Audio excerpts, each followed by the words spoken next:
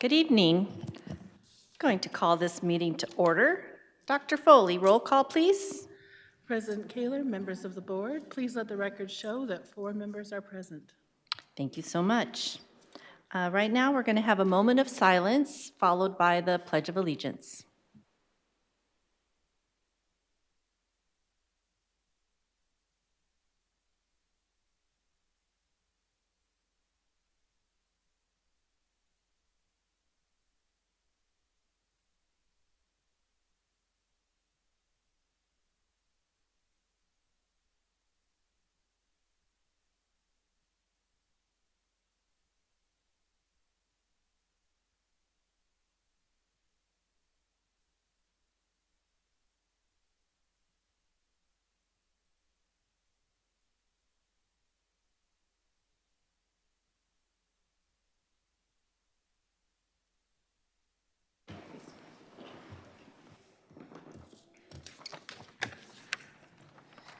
All right, we're going to go to 2.0. I move that we approve the agenda as presented.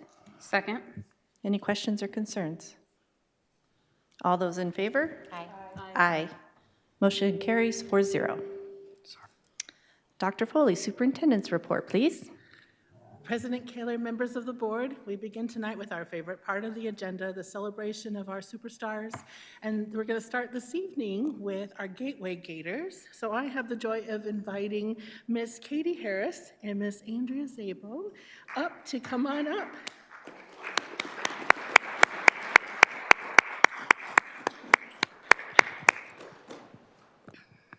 Thank you guys so much for having us this evening. We've been looking forward to this all year, so we can't wait that it's our turn. And we are going to start first with our student, Miss Ava, if you want to come on up, sweet girl.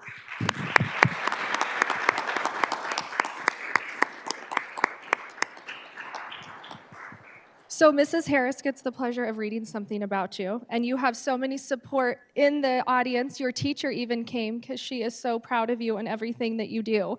So I'm going to share with you, Miss Ava is a role model for all students. She works hard every day at everything she does. Not only does she strive to do well academically, but she also constantly makes sure others are doing well. She is the student that everyone can count on. She is helpful, caring, determined, hardworking, and most importantly, she is kind. We are lucky to have such an amazing student in class and on our campus. Whenever someone needs help with a problem, Ava always offers to help without hesitation. Students in class strive to be like Ava. She makes all of the teachers and students around her smile. She never does things for recognition. She does them because she genuinely wants to help others and make them smile. We could not think of another student more deserving of this award. You are the true definition of a no excuses student, Ava. Congratulations.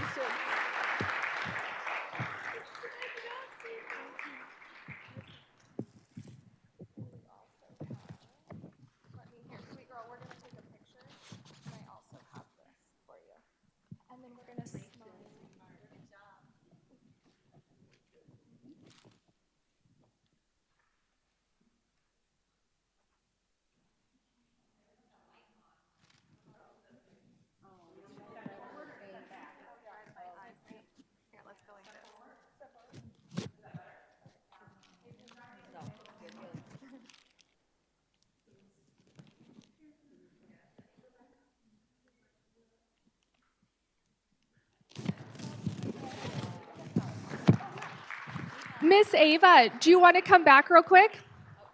Oh, Miss Ava, I forgot to ask you, who did you bring with you tonight? Do you want to tell everybody? Who's here with you? My mom, my stepmom, my dad, my brother, and yeah. Yeah, and thank you guys. We so appreciate you guys coming.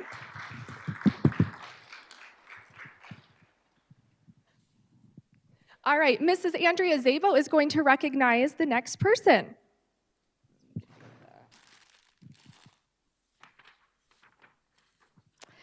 So I have the honor of recognizing Mrs. Shauna Facetta.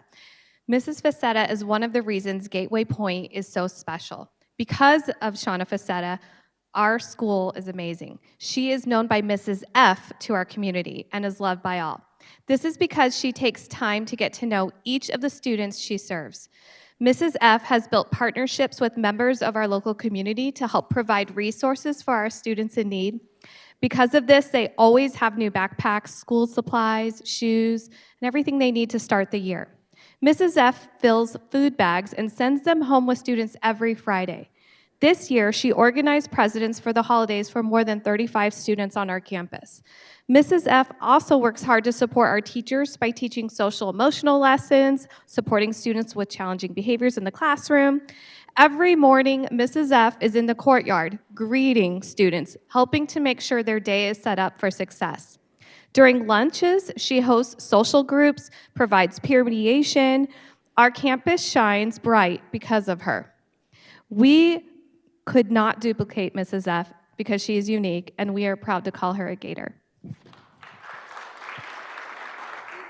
love you.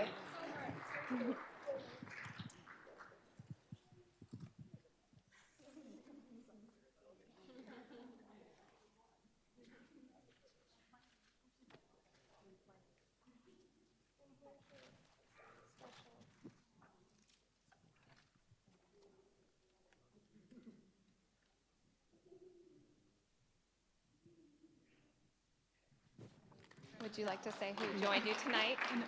Oh, who joined me? Oh, I am very fortunate that both my daughters are here with me. One came all the way down from ASU Mackenzie, who is a graduate from Higley High School, and Caitlin, who is my senior at Higley High School as well. So thank you, girls.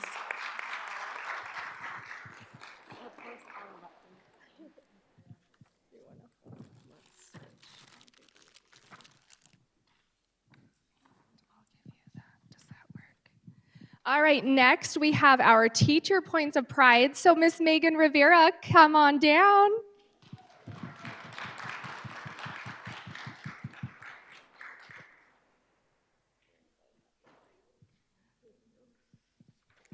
So Miss Megan is wonderful staff member and leader on our special education staff. She teaches first by example, by modeling professionalism and leadership in every way for all teachers on campus and all students. She is so innovative in her instructional approach. She is also humble and approachable, and most of all, she encourages students to think, read, and question. They discuss all aspects of learning when they're with her. She creates learning environments that carefully match each student's individual need. She always goes the extra mile to create new tools to help her students be successful. She encourages students and coworkers alike to be the best that they can. She utilizes feedback from fellow teachers and students to improve the quality of teaching occurring here at Gateway. She brings both her general education knowledge and background, plus her special education knowledge, to every task that she's on. This knowledge and use of skills makes her priceless. We are lucky to have such a caring and veteran teacher on our team. Thank you.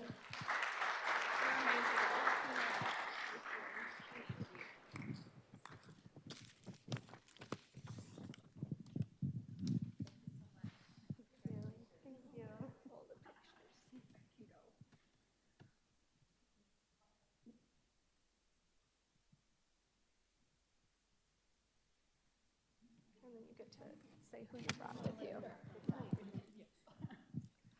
I just wanted to say thank you to my family who came. My kids are here, and then my team, both SPED and general education, showed up, and I really appreciate that. Thank you.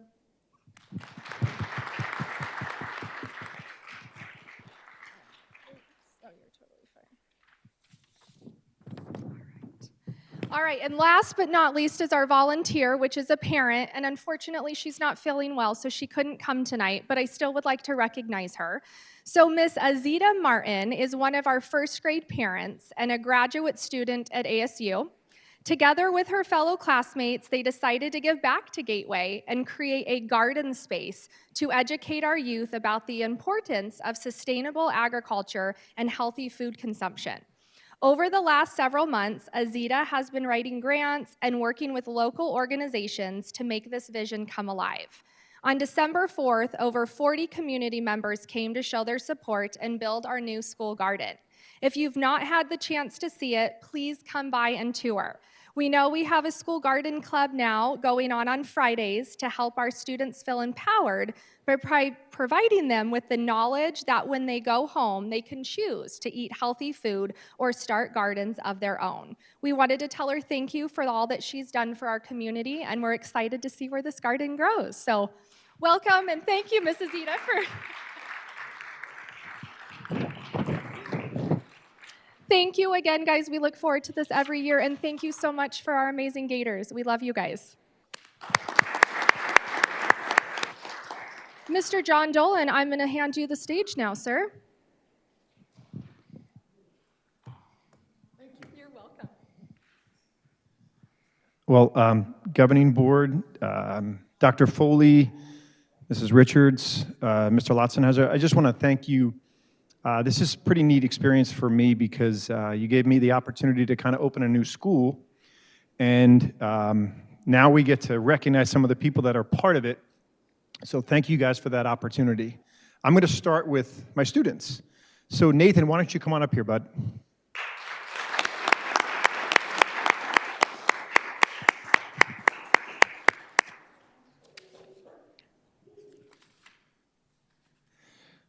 Who'd you bring with you? My mom. Okay. So Nathan is the first student that signed up for HVA. I met with you and your mom online, if you remember. And as things kept going, what makes Nathan worthy of a point of pride is he reached out to me and talked about, I mentioned to him when we were meeting about a gaming club. So he kept on me, hey, Mr. Dolan, what do you think about that? Can we do that? And I said, look, I'm going to be honest with you. I don't know very much about gaming. I don't have any of that stuff. So he kind of walked me through what we could do. And I said, well, why don't you kind of be in charge of that? He's like, yeah, no, I don't want to do that. But what's happened is on Tuesdays, when the kids meet, it's Nathan who's there. And he's kind of running it and making sure kids are doing the right thing. He and his family even kind of got a, what's it called, a server? Got a server to do this. So kids get this opportunity to get together and do something online because of this guy. So I thank you. I know that his teacher's here. He's kind of doing well online. So Nathan, thank you for everything you do. I appreciate it.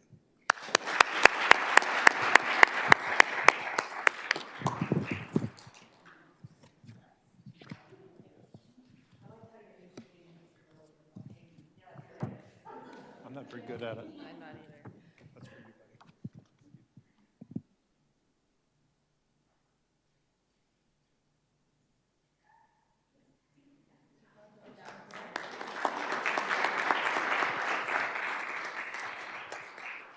buddy. Hey, Kevin, why don't you come on up here?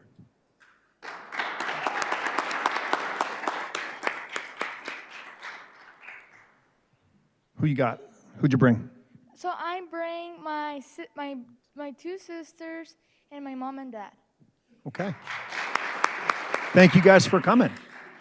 So I got a chance to talk to Kevin's mom yesterday, not for the first time, but we talked for a good while about Kevin and his experiences online. His teacher is Mrs. Weber, who's here as well, and he's doing really, really well.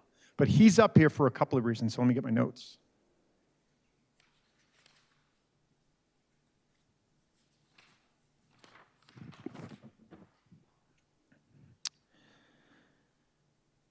Kevin, some terms that come up when I was talking to your teacher. Studious, funny, a leader.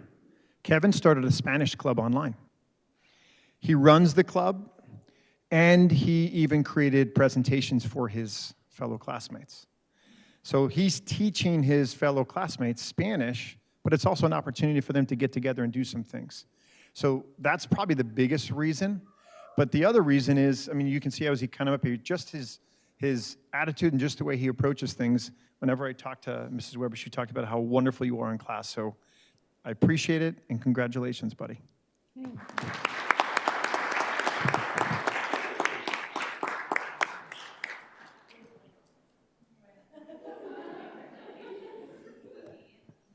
you go, buddy.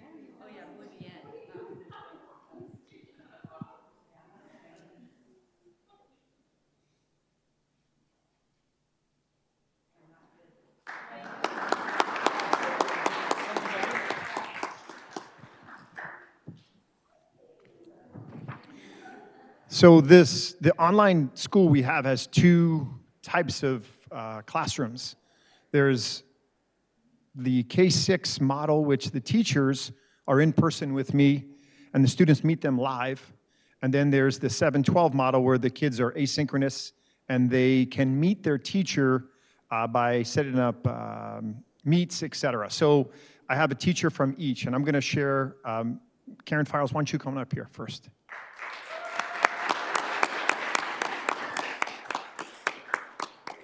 Is there anybody here with you?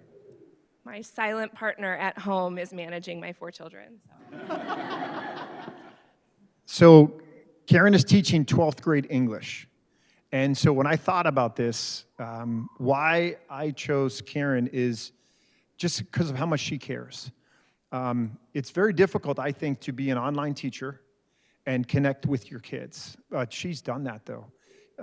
I've asked teachers to create what I call a week at a glance. So the week at a glance is a video that just tells the kids, it's 1 minute to 2 minutes long, hey, this is what I need you to do. Hers are 6 minutes, 8 minutes. No, but because she's not only explaining, she's, hey, don't forget to do this, try this. She's making connections with her students. There was one student who was an A student who didn't come in to take her finals.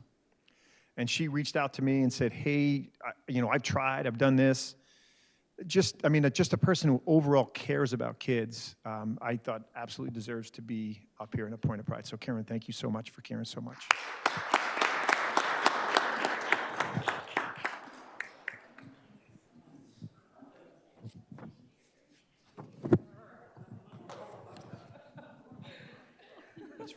Thank you. I had a donut for her, but I left it. I can tell that story in a second.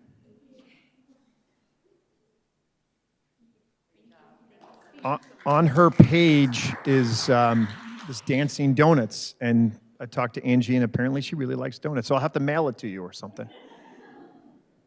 Mrs. Weber, come on up here.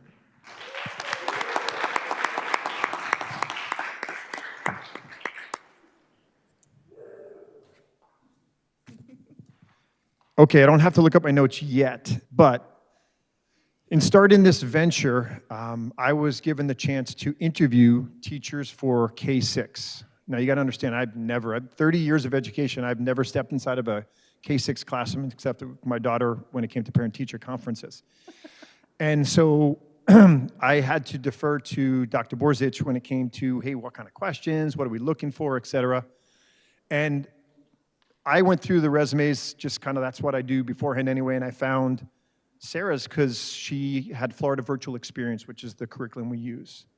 The same day that I was looking through them, she sent me an email that just said, hey, I'm interested. As the process goes through, we find out some other things. And my wife is now teaching her daughter in classes. But that's not why she got hired. I just put here, I interviewed Mrs. Weber because she had the experience with Florida Virtual. I was looking for things that are more important to me. And to me, it's about creating relationships with kids. And it's about your connection with your colleagues as well. If you can do those kind of things, we can work on other stuff. So I hired her because of what other people said about her. So she doesn't know this, but the principal at Auxerre I know very well. And you gave me a list of all these people that were recommendations. And that's great, but I'm going to call people that I know that know you. So this is what they said about you, that you were dynamic and you engage kids. Her ability to get kids was incredible. And so here's what I say about you after 20 plus weeks. Your patience with students and families is second to none. And the most important thing, your ability to make connections and support your team is terrific. So I'm so glad that you're part of this venture with me. Congratulations.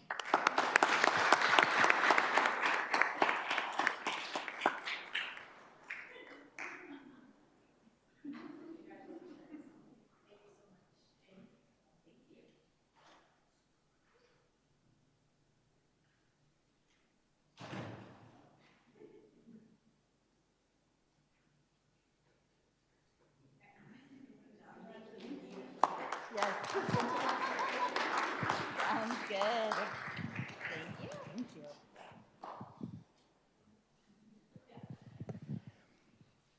Ladies and gentlemen, that concludes our Points of Pride. While you are welcome to stay for the rest of the meeting, we also know that lots of you have to get ready for school tomorrow. So now is a perfect time if you'd like to leave. You are more than welcome to do, but you're also welcome to stay.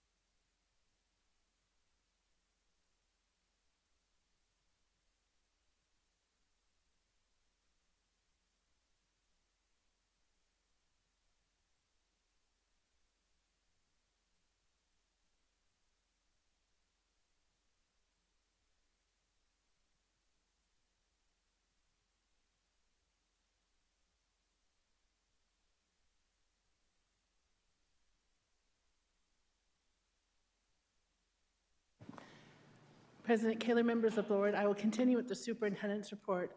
Listed above are some upcoming dates for, as you know, next week we have the East Valley Boards Consortium dinner, and then we also have lots of things in February. 'Tis the season where lots of events are happening, and thank you very much. That concludes the superintendent's report. Thank you, Dr. Foley.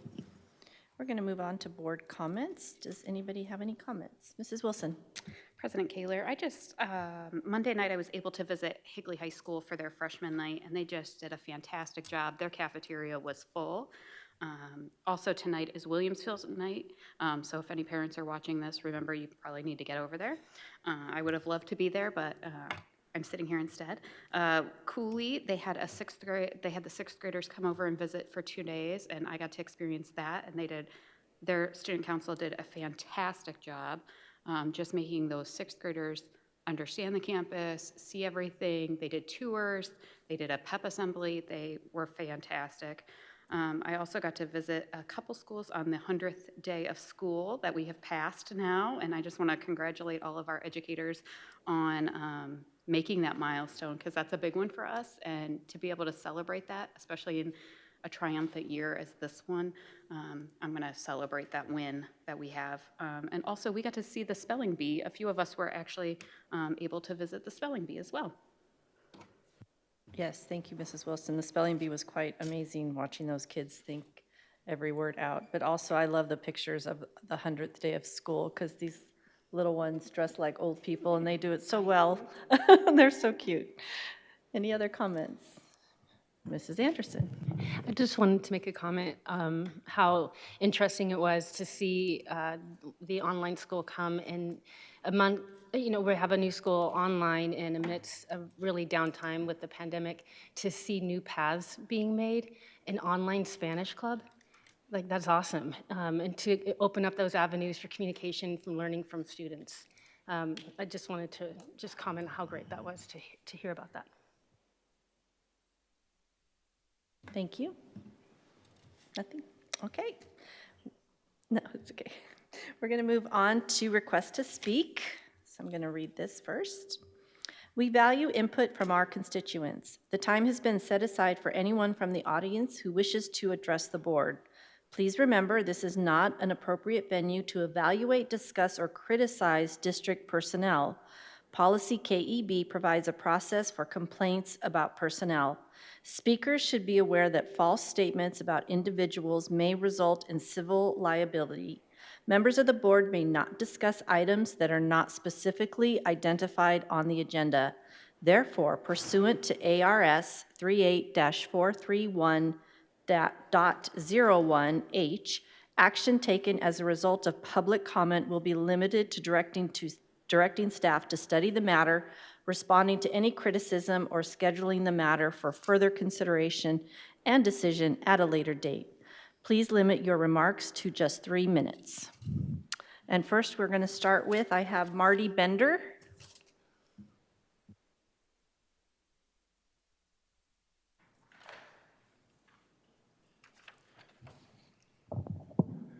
Good evening. I appreciate the opportunity to address the district and our community.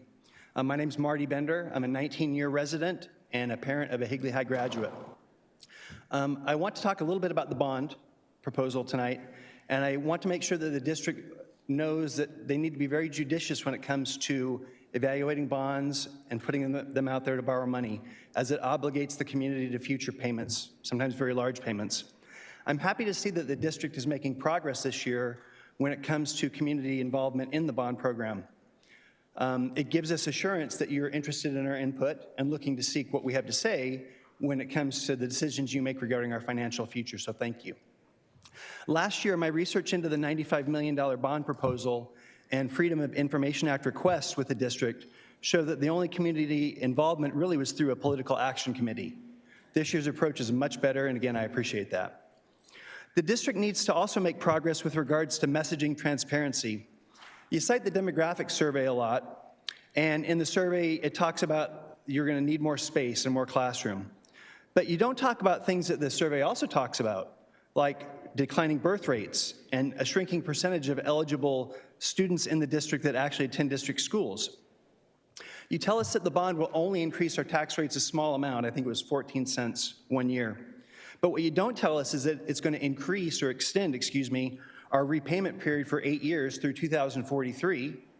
And you don't tell us that it's going to cost us $2 million a year in interest just to pay for the interest on these new bonds.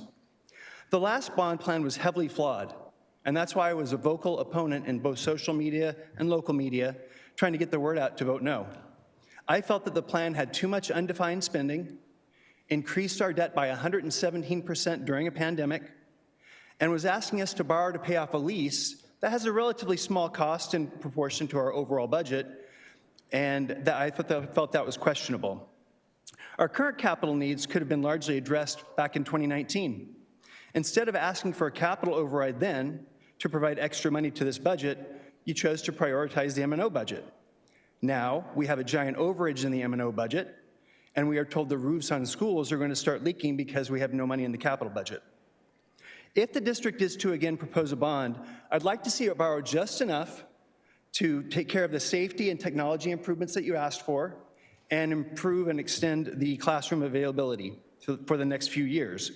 When possible, I would like to see you integrate a capital override to help pay for some of these capital needs in the second half of the decade. Right now, I'd like to see us keep our powder dry for the future to see how the next few years pay out with the pandemic and the financial situation in the world before we make one mistake to try to fix another. Just because we can borrow $100 million doesn't mean we should. Thank you for your time. Thank you, Mr. Bender.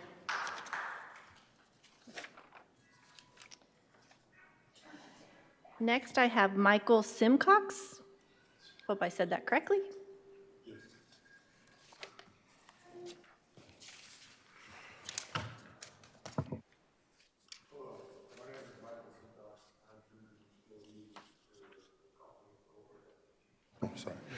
Sorry about that. It's okay. My name is Michael Simcox. I've been an employee for the school district for 8 years. I am on your agenda to be terminated from my job. I do have a couple of statements I'd like to make when you do go to make your decision on this final judgment. I would like to ask you to take in consideration that, like I said, 8 years with the district, I've only had certain flaws, which were 2.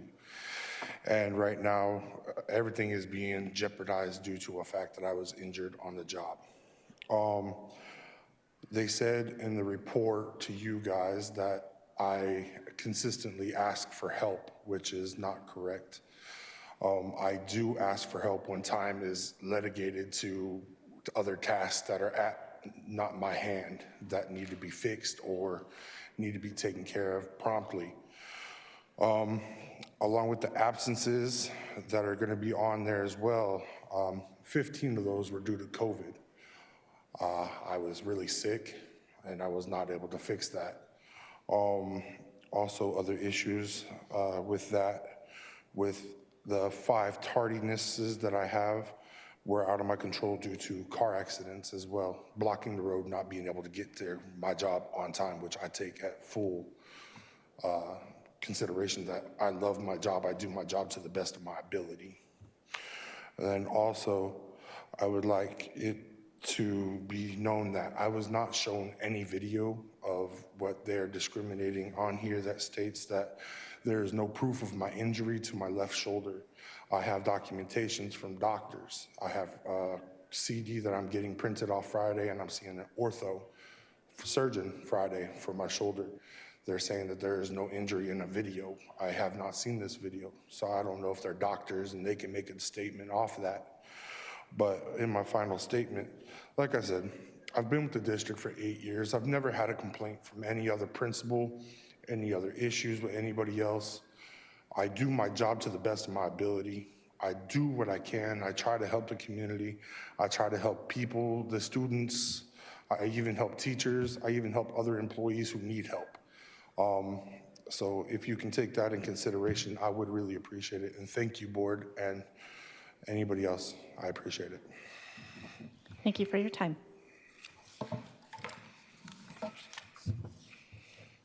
Next up, I have Emily Anderson. Can I give you guys a piece of paper? I'm sorry? I have something if I can give it to you first. Just a note sheet. Oh, you want to give us a piece of Yes. paper? You can give it to Mrs. Reach.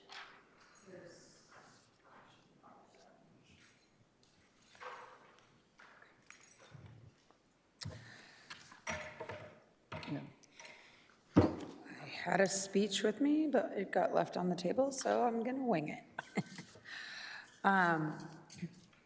Okay, so what I just gave you is a sheet about some music education facts. My name is Emily Anderson. I'm a proud parent of these two right here in the front row. We moved last year from California because of the COVID situation and the unlivable restrictions in California, and I have been incredibly happy with this district and thrilled that we moved to Power Ranch. What I wanted to speak on today was actually 2 things, and I'll start with the business. The first would be situations with substitutes. Predominantly, I know there's always a shortage, but there's an even stronger shortage in like every district right now. And there's one thing I can point that to.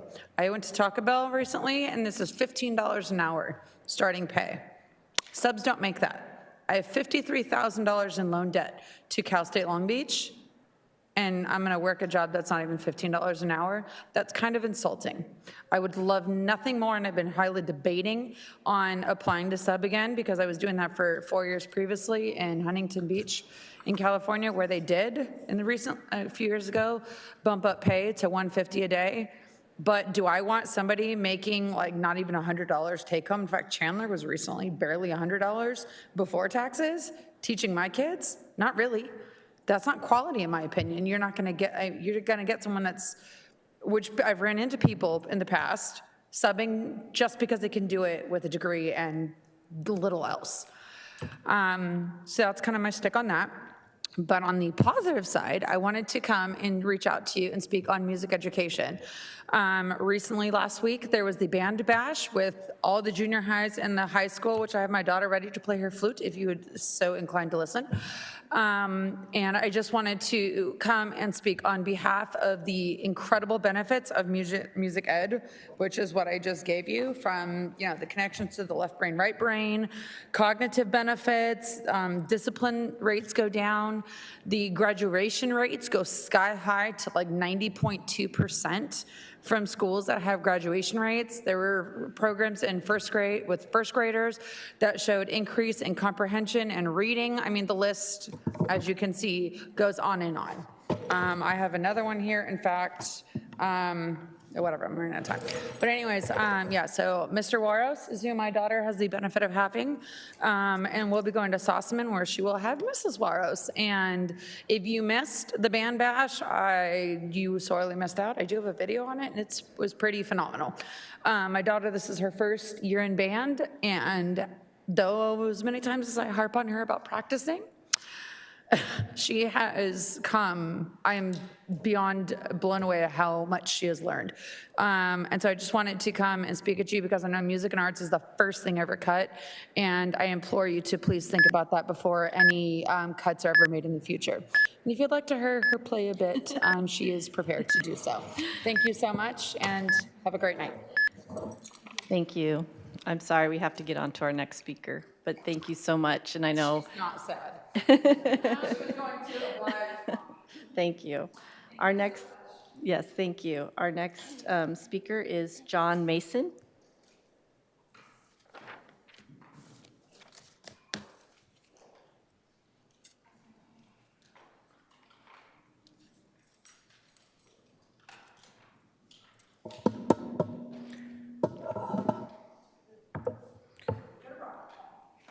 I am John Mason. I'm new to the district, and I'd like to start out by saying that I believe that the teachers and administrators are good, decent people.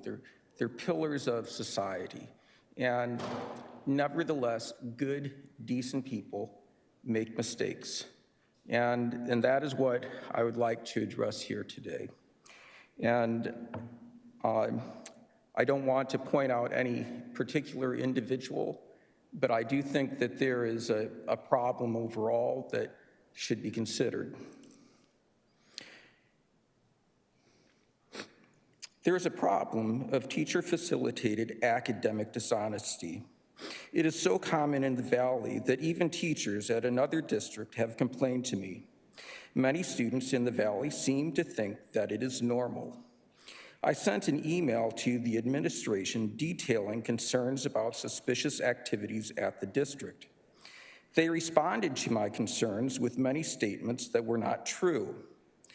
One concern was teacher-facilitated academic dishonesty. In other words, a teacher enabled students to cheat.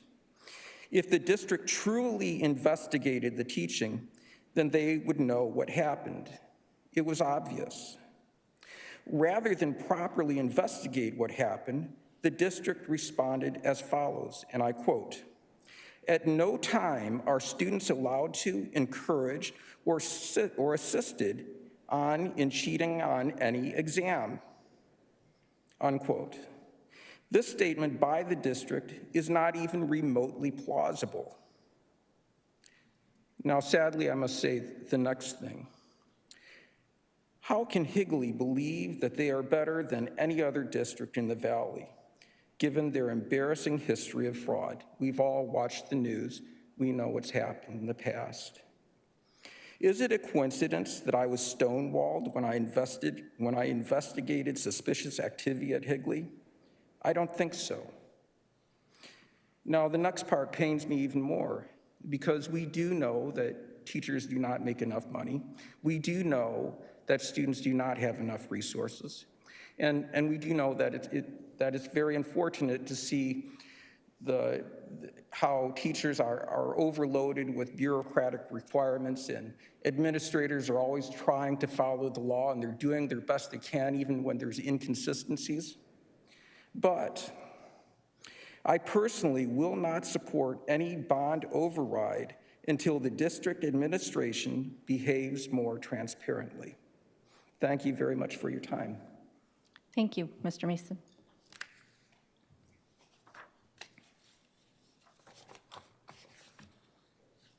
And that's all for our speakers tonight. Thank you very much for coming. We're going to move on to our consent agenda items. I move that we approve consent agenda items 6.1 through 6.8. Second. Any questions, comments, or concerns? Consent. All those in favor? Aye. Aye. Motion carries 4-0. Sorry. You can make a comment. I just want to say that one of the things we approved was the Arizona Family Surprise Squad and the $3,000 for the Higley High School Washington, D.C. trip, and how cool that is that Channel 3 was able to come out and surprise those kids with that. So Yes, I saw that on the news. And then also AMAZ Entertainment, sorry, $1,200 $150 for the District Art Festival, so Yes. thank you for both those. Yes, we always want to thank our gifts and donations, so thank you for pointing that out. No, motion carried 4-0, no problem. All right, information items. Next up, we're excited to have our World Language Overview and Foreign Language Immersion Program update, and I'm going to call on Mrs. Sherry Richards, I believe. President Kaler, members of the board, cabinet, and community, we've been waiting for this evening for a long time. So you're going to hear some exciting news today about our premier language program of choice that goes K-12, meaning that we're going to go into detail and share a little bit of our journey. So before we get started, I'm going to acknowledge people on the team and have them wave or stand up and wave, all right? So let's start with Dr. Chris Treat. He is our Assistant Director of Professional Development. Next, I want to introduce Mr. Jeff Armstrong, Principal of Coronado.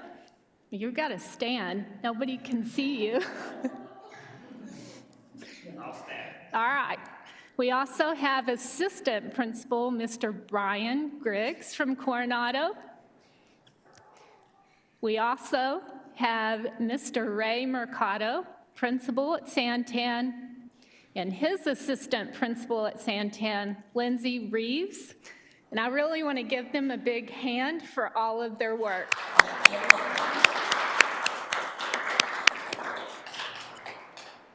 All right. So as we begin our story here, we want you to know that in 2014, and Rebecca, I didn't mean to skip you, I was going to make a big deal out of you. Rebecca Rodriguez is our DLI World Language Coach. I have a big to-do for her in a little bit, but there's no way I can skip her. She's the one holding us together and giving us direction. All right, so as we began our program in 2014 at Coronado, we opened our doors for kindergarten and first grade students. So that very first year, we had kids learning Mandarin in kinder and first grade. These students are currently 7th and 8th graders going to Cooley Middle School if they followed the feeder pattern. The following year, in 2015, we opened doors at Santan Elementary for our Spanish DLI program. Those kids are currently in 5th grade, looking forward to going into 6th grade next year, and then on to Sossaman. So it's important to understand the district has been involved and excited. We've worked hard with Ms. Martins to ensure we have highly qualified teachers that are proficient in those target languages. Also, to ensure we have appropriate resources in Mandarin and Spanish. So the good news is there's more resources than there were in 2014. So that's the good news. All right. Research tells us there are lots of benefits to acquiring a second language. When Dr. Foley joined the team again in June of 2019, on her very first day back in the job, we met with this wonderful team to start planning what do we need to do to ensure our kids get language at the level that will benefit them all the way through school and all the way into the workforce. So we worked carefully to create a systematic plan for professional development and support. At that time, we worked with Ms. Veronica Beyonce Sandoval, a language consultant. She came in, we all had input. What's our mission? What's our vision? What do we want to make sure we communicate are the proven benefits? Because these are lifelong skills. So it's not only important for our kids to be proficient, orally proficient, meaning they can speak it, Receptively, they understand it. Expressively, they communicate. But we also have goals that they can read and write, which means you think in the other language as well. So it's been very apparent to us that our kids have increased cognitive skills and a broader global awareness. So we're super excited about this program and their journey that will only continue.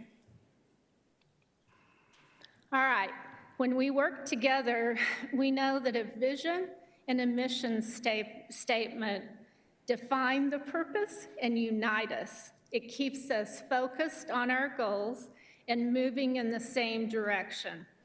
And those look like that might have been easy to come up with, but if I asked the people on the other side of the room how long we spent on this, we spent a long time. So I feel like it's part of who we are.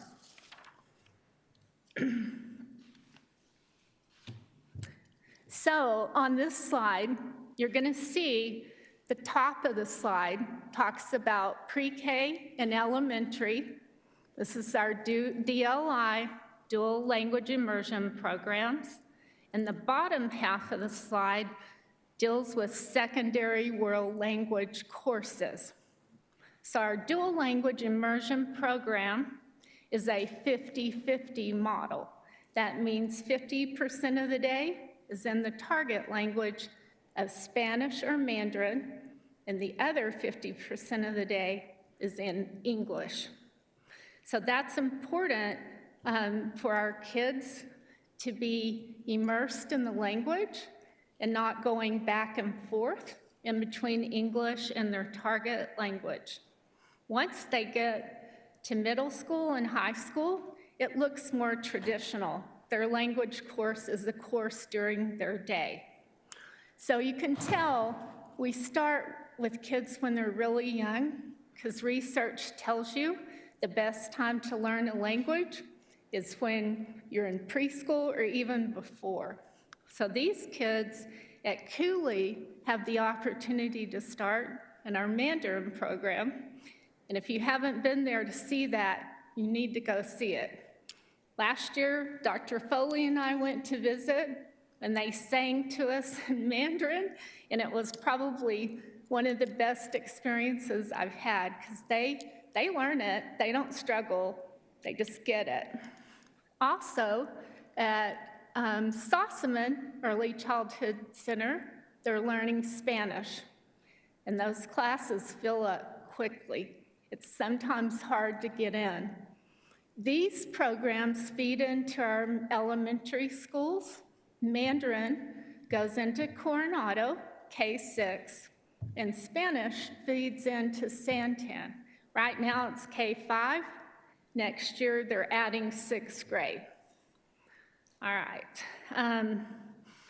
The exciting thing is we don't stop. We don't stop when we get done with elementary school. In middle school, at both middle schools, we offer Spanish and Mandarin courses. However, our kids that have been in DLI have the opportunity to go into an immersive class. That means they can take Mandarin 1 and Mandarin 2 in middle school and move into Mandarin 3 at the high school level. That will happen with Spanish after this next school year. We also, at high school, we add French. So at the high school level, we offer Spanish, Mandarin, and French. And as we highlighted HVA this evening, great things are going on there. I loved hearing about the Spanish Club because it aligns to what we're talking about this evening. So we have French, Mandarin, Spanish, and American Sign Language. So we had kids this year take ASL, American Sign Language 1. Those kids will have the opportunity to take American Sign Language 2. And we had kids in Spanish this year, which will have that extended opportunity as well. Mrs. Richards. Yes. We actually had the experience to go to Higley High, I believe it was 2 Fridays ago, and we actually saw this in action Yes. with kiddos reading and writing Mandarin, and it was absolutely fantastic. They were able to tell us what they read about, they knew, and I don't remember what, I think it was a Mandarin 3-4 class combined, and it was absolutely fantastic. And I have seen the preschool as well, so to see that move through from those little guys, you know, learning the Mandarin, and they are just very smart kiddos over there, and it's just been fantastic, so thank you. It was an amazing experience, and I think I wish I knew Mandarin. I have a son that's in Taiwan who just had a baby, and I'm having trouble saying the baby's name in Mandarin because of the tones and how the language is a difficult language, but our kids are excelling, as you're going to see. All right, this has been a big deal for us as we've gone through professional development and how important it is to stay in that target language. The bubble represents what happens when you break that target language. And I learned something when we went to state level leadership training. When I go in a classroom and they're speaking Mandarin, and I go up in English and say, tell me about, what are you doing? What are you learning? It busts the bubble because they have to switch their little brains. Not that they can't do it, but I didn't realize what I was doing by trying to show interest. You know what I'm saying? So I worked in a DLI school in Texas, and we called that code switching. No code switching. Do not go in and speak English and distract the kids. So you'll see this little welcome to DLI program, and it's stating you're entering a room where we're speaking Spanish. So you'll see that preschool, elementary, all outside our DLI classrooms. So we're pretty proud of that. So what you've been waiting for is to get a taste of what this looks like in action. So thank you to our PR team for putting this together and for our amazing administrators, teachers, and kids. 说你好，你好，朱嘉欣，你好，朱嘉欣，你好，郑康诺，你好，郑康诺，你好，百丽亚，你好，百丽亚。Cuando yo digo, escriban la sílaba ma. Ma. ¿Qué dos letras tengo que escribir? M-A. M-A. Ma. Muy bien. 你好，我是罗蕾娜，我在这个学校学习中文。Hi, my name is Lana Logan. I have been here learning Mandarin for 5 years. 好，举手告诉我，我们今年春节要干什么？罗蕾娜，什么是上台表演？你做这个动作。你要做一个动作。什么是上台表演？我不知道怎么做。不知道怎么做。好。 5个年，我觉得我在这个学校学习中文5年。我喜欢学习中文在这个学校，因为我有很多的朋友在这个学校，他们是很好。我也觉得学习中文是一个很好的东西，会学习很好做，我也很喜欢学习中文，因为我觉得。 我不想要只知道英文，我也想要知道中文和很多的不一样的文。I like learning Mandarin here because I have a lot of friends, and I enjoy learning Mandarin. And I also want to learn English and Mandarin and a lot of other different languages too. So I think it's kind of cool.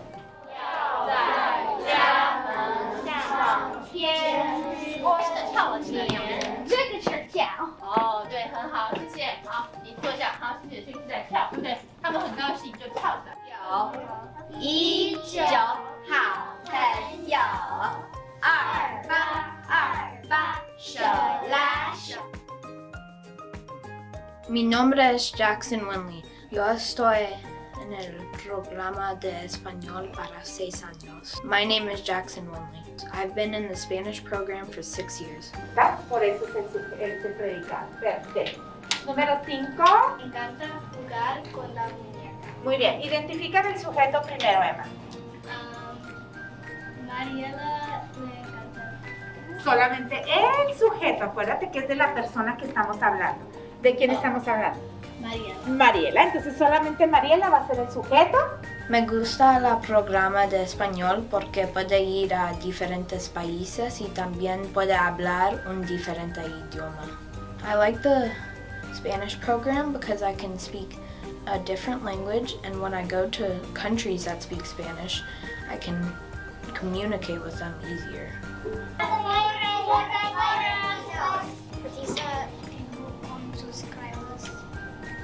Patricia dibuja con sus crayones. Patricia, el sujeto, muy bien. Identificamos el predicado. ¿Qué está haciendo Patricia? Dibujando con sus crayones. ¿Está bien? 来说你 Amazing, right? Just amazing.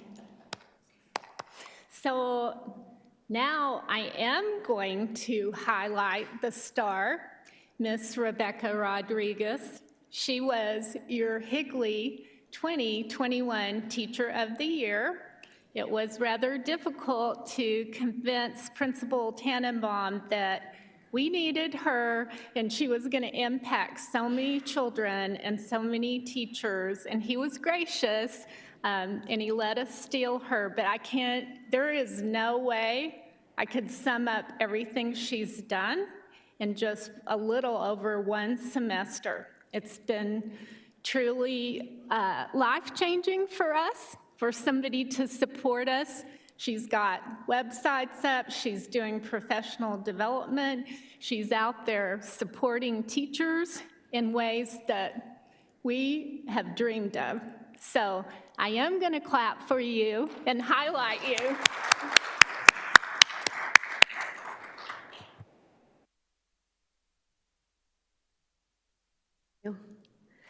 In order for our district to become the premier language program of choice, we have worked to gain insight and knowledge from the best resources available. This year, I have joined Arizona's Language Association, or ASLA, and I attended the ASLA Fall Conference, and I will be attending the ASLA workshops in February. These are giving us those insights about what's going on in Arizona, how we can best improve our practices here. I also have joined ACTFL, which is the American Council on Teaching Foreign Languages. I attended the ACTFL Fall Conference with several of our DLI teachers to learn about the processes and best practices being used throughout the entire nation.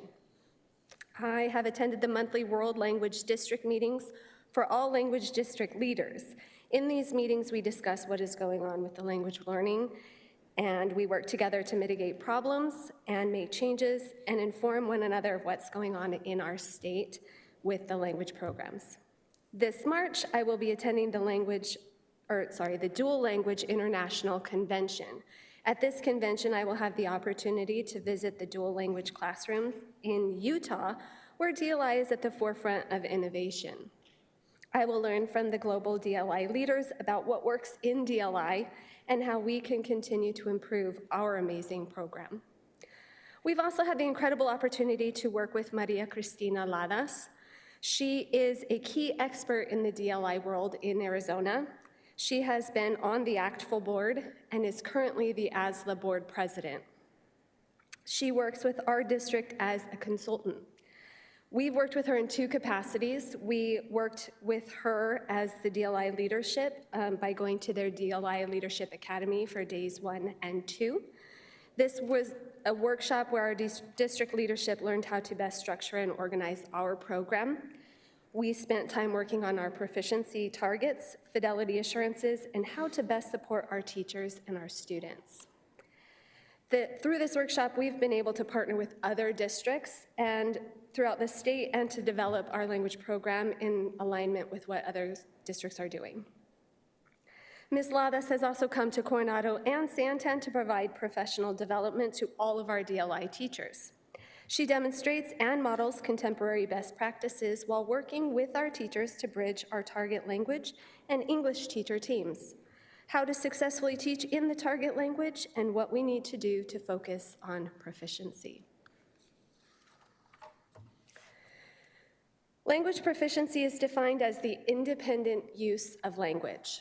This means that our students are able to use what they're learning in the classroom setting to formulate new thoughts and ideas in their language that they're learning. They communicate in ways that are not explicitly taught. An example of this would be asking questions about a product at a store and not having a script or memorized questions and answers that they have in front of them while they're asking. Proficiency is focused on all facets of language: reading, writing, listening, speaking, as well as cultural awareness. We look at proficiency as a cone of language knowledge, so you can see that in front of you. When a student starts learning the language, we start at the bottom of the cone.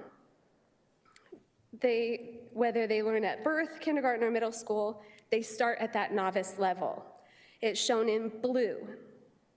This level builds the foundation of future language acquisition. At the novice level, students can say only a few common words, they can understand very familiar words, and they can interact in only simple conversations about known topics. Students exit the novice level quickly. Once a student has mastered the most basic use of language, they move into the intermediate level. At the intermediate level, students begin working within grammar rules and trying out unique sentences.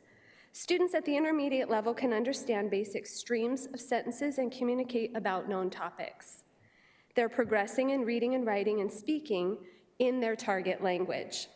According to research, most students will stay in the intermediate level in green on the cone for years, and they improve and practice the target language even though they're in it for years, they're not immersed, so it takes longer. The next proficiency level is advanced. This is represented in orange on the cone. At this level, the students can understand complex and extended speech and can read and write extensively in the target language.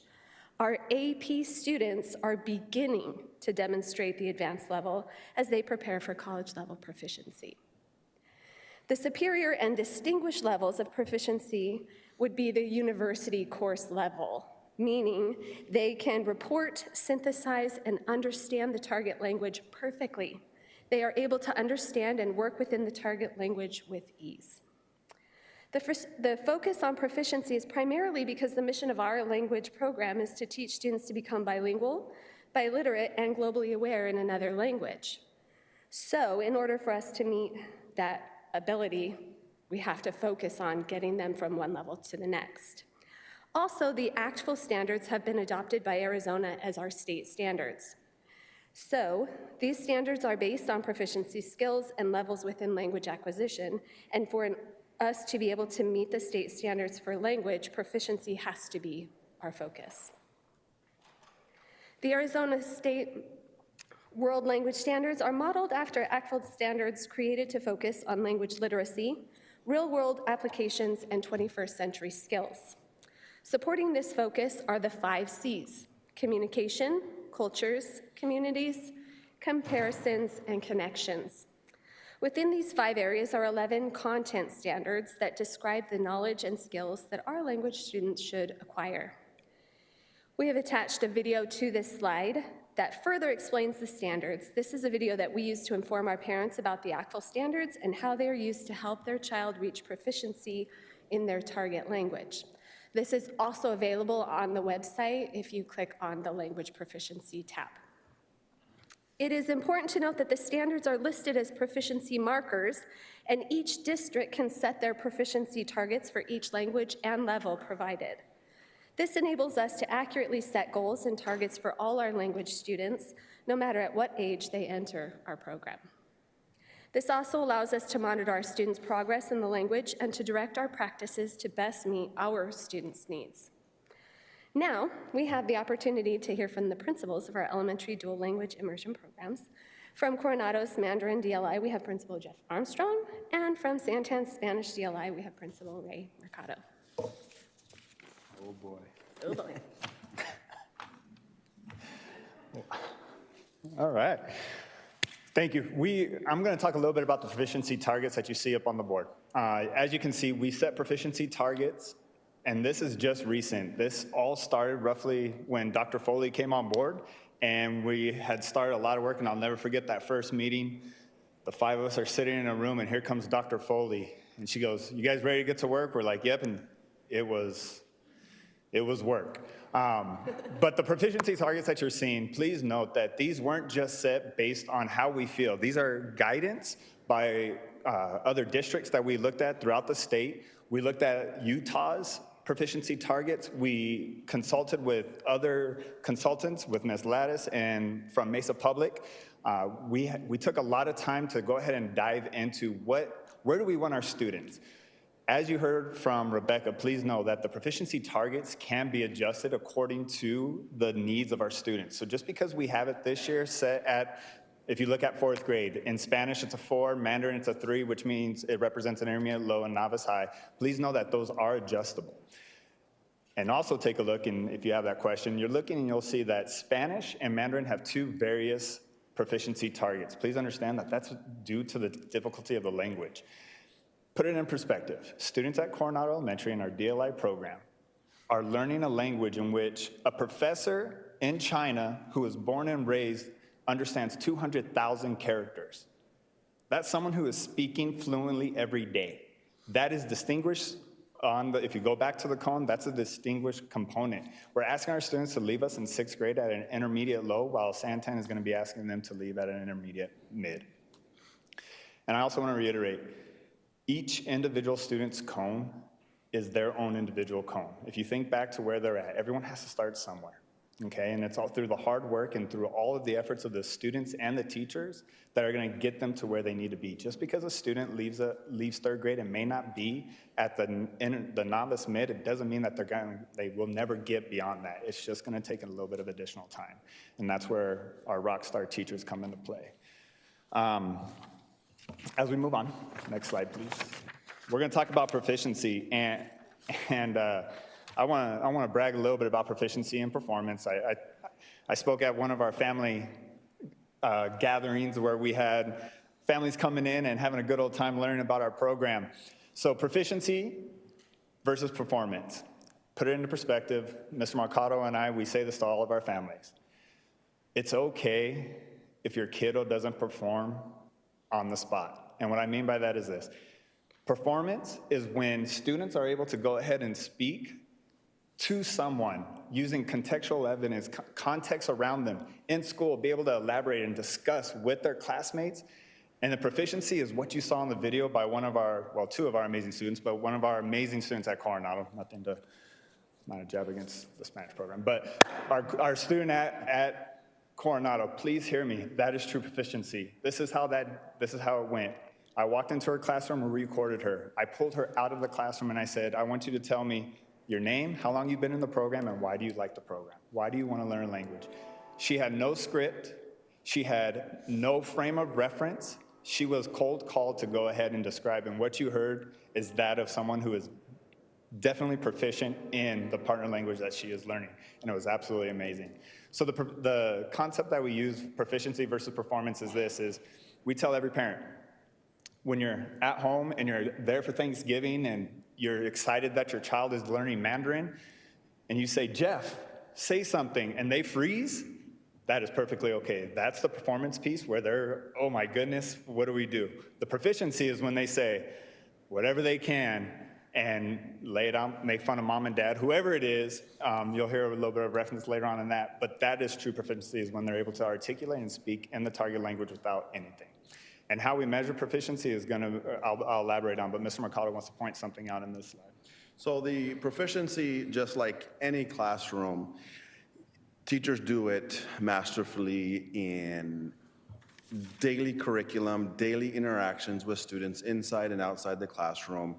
Just like on the general side, on the DLI side, both in the Mandarin program and our program at Santan, we have the I can statements that are reflected of the standards. So in Spanish, what you'll see in the classroom is yo puedo, I can.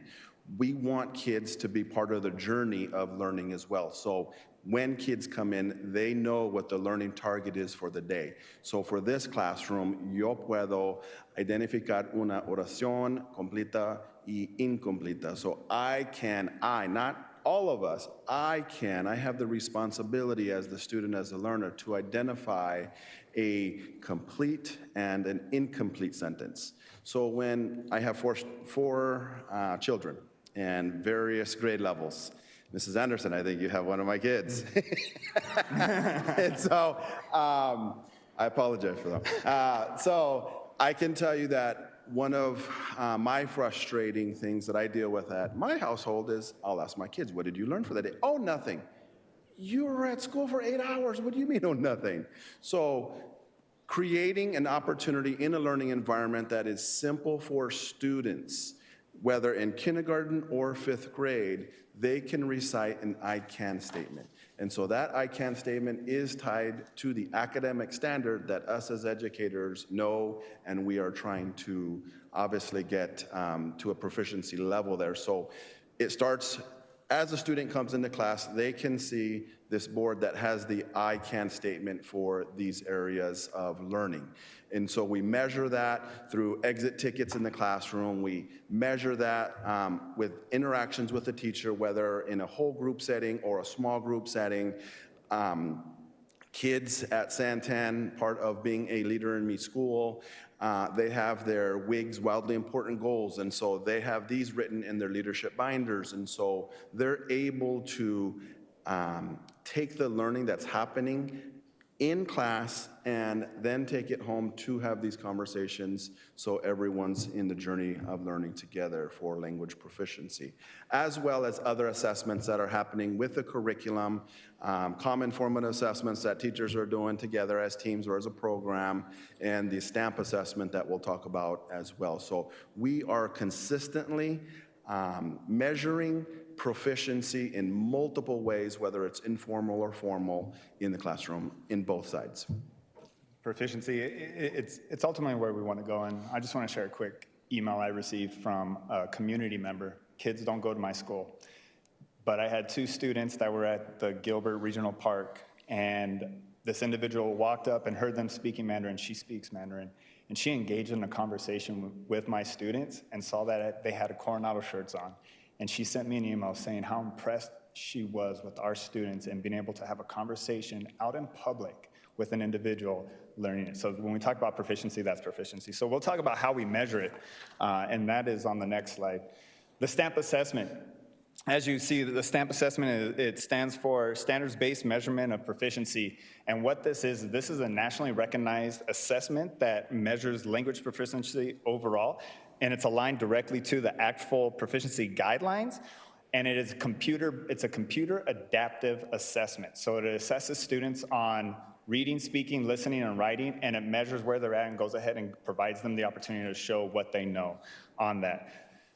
The great thing about it is last year we were able to have the opportunity to assess all 3rd through 6th grade, and I'll show you that coming up. But this year it's going to be awesome because every student 3rd and up is going to be assessed using the STAMP assessment, and we're going to be able to have a really strong baseline data on how students are performing at both DLI campuses as well as our world language courses that are happening in the middle school and the high school. And it really is going to provide schools, teachers, administration, and district personnel the opportunity to see how well our programs are performing and make the adjustments needed and provide teachers with that PD. So we're super excited about that. Next slide, please.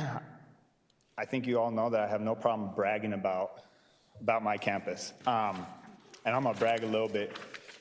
Before we even start, all of this, what you guys see up here, please know that this is really due to the hard work of our students, our teachers, and the parents trying their best to help kiddos learn Mandarin at home, okay? What you see is just a culmination of the strong dedication by teachers working extra hours, putting in time to find resources, putting in time to translate materials, they are working to ensure that students meet the proficiency targets that are needed. So what you're looking at is the stamped results from last school year. You can read third and across, you see grade level going vertically, subject going across. What we look at is that composite score. So the proficiency targets that you saw earlier are based on the composite score.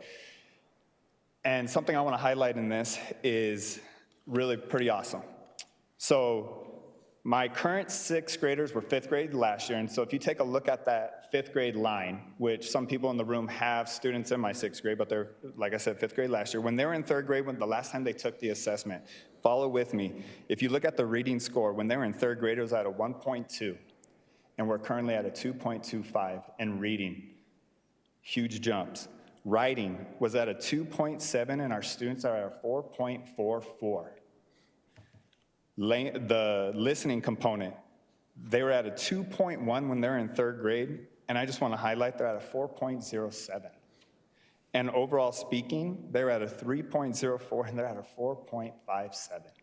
So when we talk about what our students are learning and how they're performing and the hard work our teachers are going through and sitting on Duolingo and just Mandarin Matrix for hours, this is a representation of the hard work of our students, because we're asking them to learn a class 4 language. And let me remind you that a professor in China who speaks and was born and raised knows 200,000 characters. Remember, Mandarin is stroke and tonal based. That is how they learn. It's very limited. Yes, we have pinyin, but that is introduced periodically. This is a true testament to the students, and I can't wait to see how our fifth graders perform this upcoming school year, or this school year in the assessment later on. And really, our teachers, I will tell you, when you talk about a group of teachers who are learning how to teach in a different country and with students, they come to me, we have monthly meetings, and they sit down, and I will tell you, they're like, okay, Mr. Armstrong, this is where we're at. They're pulling assessment data, YCT, vocabulary assessments. I mean, they're doing whatever they can to continue measuring where those students are. So we're very excited, and we're very proud of our teachers and our students within our program. Next slide, please. Some celebrations. Again, I can brag all day. No, you can Four points. Okay. Thanks, Mr. Mercado. Got to remind him. As you can see, there's four points I will highlight here, but we're going to talk quickly. Parent University, that's a pilot program this school year. And I will tell you, Li Ji Zhao, our fourth grade Mandarin teacher, and I, we sat down and towards the end of last year, beginning of this year, and we said, something that I've heard since I've come on campus is parents going, hey, we need help. We're trying to help our kid. We don't know what we're doing. So, not that they know what they're doing in regards to the language, but we sat down and we said, let's develop a parent university. And so Ms. Zhao has graciously given up 2 nights out of her month to go ahead and teach our parents language, culture, competency. She has Duolingo. They have assignments they have to complete. We have 28 people who are showing up. Last night was absolutely awesome, and there's a couple of people that can attest to it. They learned how to make dumplings last night. She showed them the region of China and the different foods that come from, I mean, yes, it's not, we can't teach them a second language. We're not professors, but I will tell you that the little bit is going to help. And what's been really awesome is the very first night we asked, why are you here? Why do you want this? You know, what's going on? And I can guarantee you, don't quote me on the number, but a high amount of people were saying, we're tired of our kids being able to talk in a language when we don't know what they're saying and we can't help them, or they're talking about us, and that's concerning. So it was really awesome to go ahead and hear that. And the parents who are involved, I've been with them for 3 meetings now, and it's just amazing. They walk in, they're excited, they're learning, they do retrieval practices. It's basically being in school for an hour at the end of the evening. So kudos to the parents who are involved, but bigger kudos to Ms. Li Ji Zhao, who has graciously done that. Parent school night, that's different from our parent university night. Parent school night, we open it up to everyone. Pre-COVID, we had them quarterly, and then this year we were able to restart that. So we have 2 sessions this year. We just had one, so we went over the ABCs of learning a language. We went over tones, we went over strokes. They ate food. Our teachers went out and purchased food. Thanks to our PTO who supported us, they went out and bought snacks and allowed parents to try traditional snacks from China and get involved with that, and that was absolutely awesome. So it's great. We offer that. We will be offering it quarterly. We had to get through our COVID component right now. We're going through it, but we're going to be offering more of those so that parents get involved as well. And annually, our Chinese New Year celebration, that's held at the school as well as at the district level. And I believe that everyone, you guys should have your invitations. I'm gonna tell you, you should go. You can hear myself talking even more if you guys really want. No, you're gonna see a lot of great performances by our kiddos. That Chinese New Year celebration is amazing. And our PTO, they really support our teachers. In fact, they're gonna be starting this Friday afternoon. We have parent volunteers who are coming in to decorate our hallway back to go ahead and start the Chinese New Year celebration off right next week. So that's absolutely awesome. And our yearly Mid-Autumn Moon Festival is absolutely amazing. And a huge shout out to Ms. Brooke Hewen, who's my PTO president. This year, she was a little worried, but they were able to bring it together, and it was one of the best events that it was amazing. We had families sitting outside under the moon. We had activities going. It was awesome. I couldn't go because I had a previous engagement, but great job there. And there's a couple of other things that aren't on there that I want to highlight. We still are very much involved with our sister school in Shijiazhuang. Just recently, my assistant principal, Brian Griggs, was able to participate in the International Consortium for Language Schools from across the world. So 14 countries were involved, 31 professors and principals were in this event, and they asked us to go ahead and participate in that. And that is absolutely huge. And one of the big things that I also want to highlight is Gilbert has Gilbert Sister City Schools. And what they're going to do is they are opening up a little section over here at the Gilbert Regional Park. It's by Greg Tilke. He's the president. He works for the chamber. He's done a lot with the town of Gilbert. And he came by and toured our campus and has asked that when the ceremony begins to open that, he's asked our campus to be able to perform at that ceremony as well.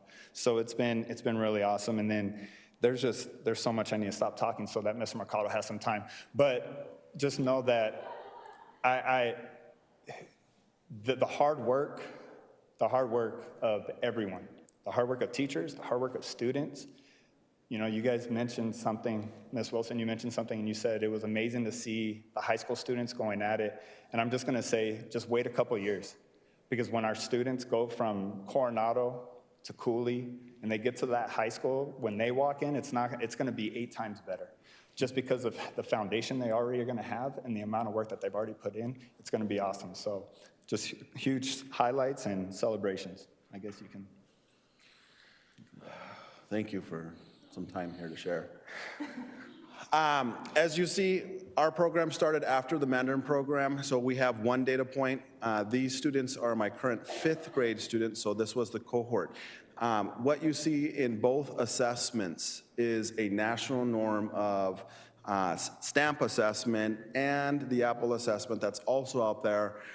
Students testing at the end of 3rd grade-ish, if not 4th grade. So that's a national norm for this kind of assessment, because if you remember the visual of basically the cone, that the expectation is that students K-3, if not going into 4th grade, are at the novice level. So that's why you see data from Coronado and at Santan starting at 3rd.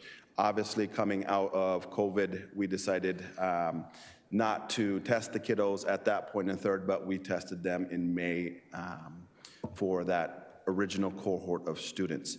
I was extremely impressed with these scores here.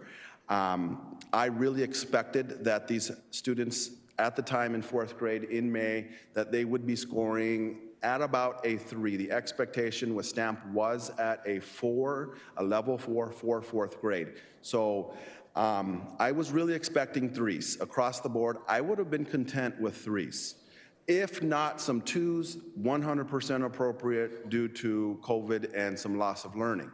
I saw these results and immediately I got goosebumps. I got goosebumps right now because when you look at the opportunity to assess these kids in an experience that they've never had before, in a language that's not their home language, for them to get these scores were absolutely just eye-opening to what can be done with the brain with these little ones.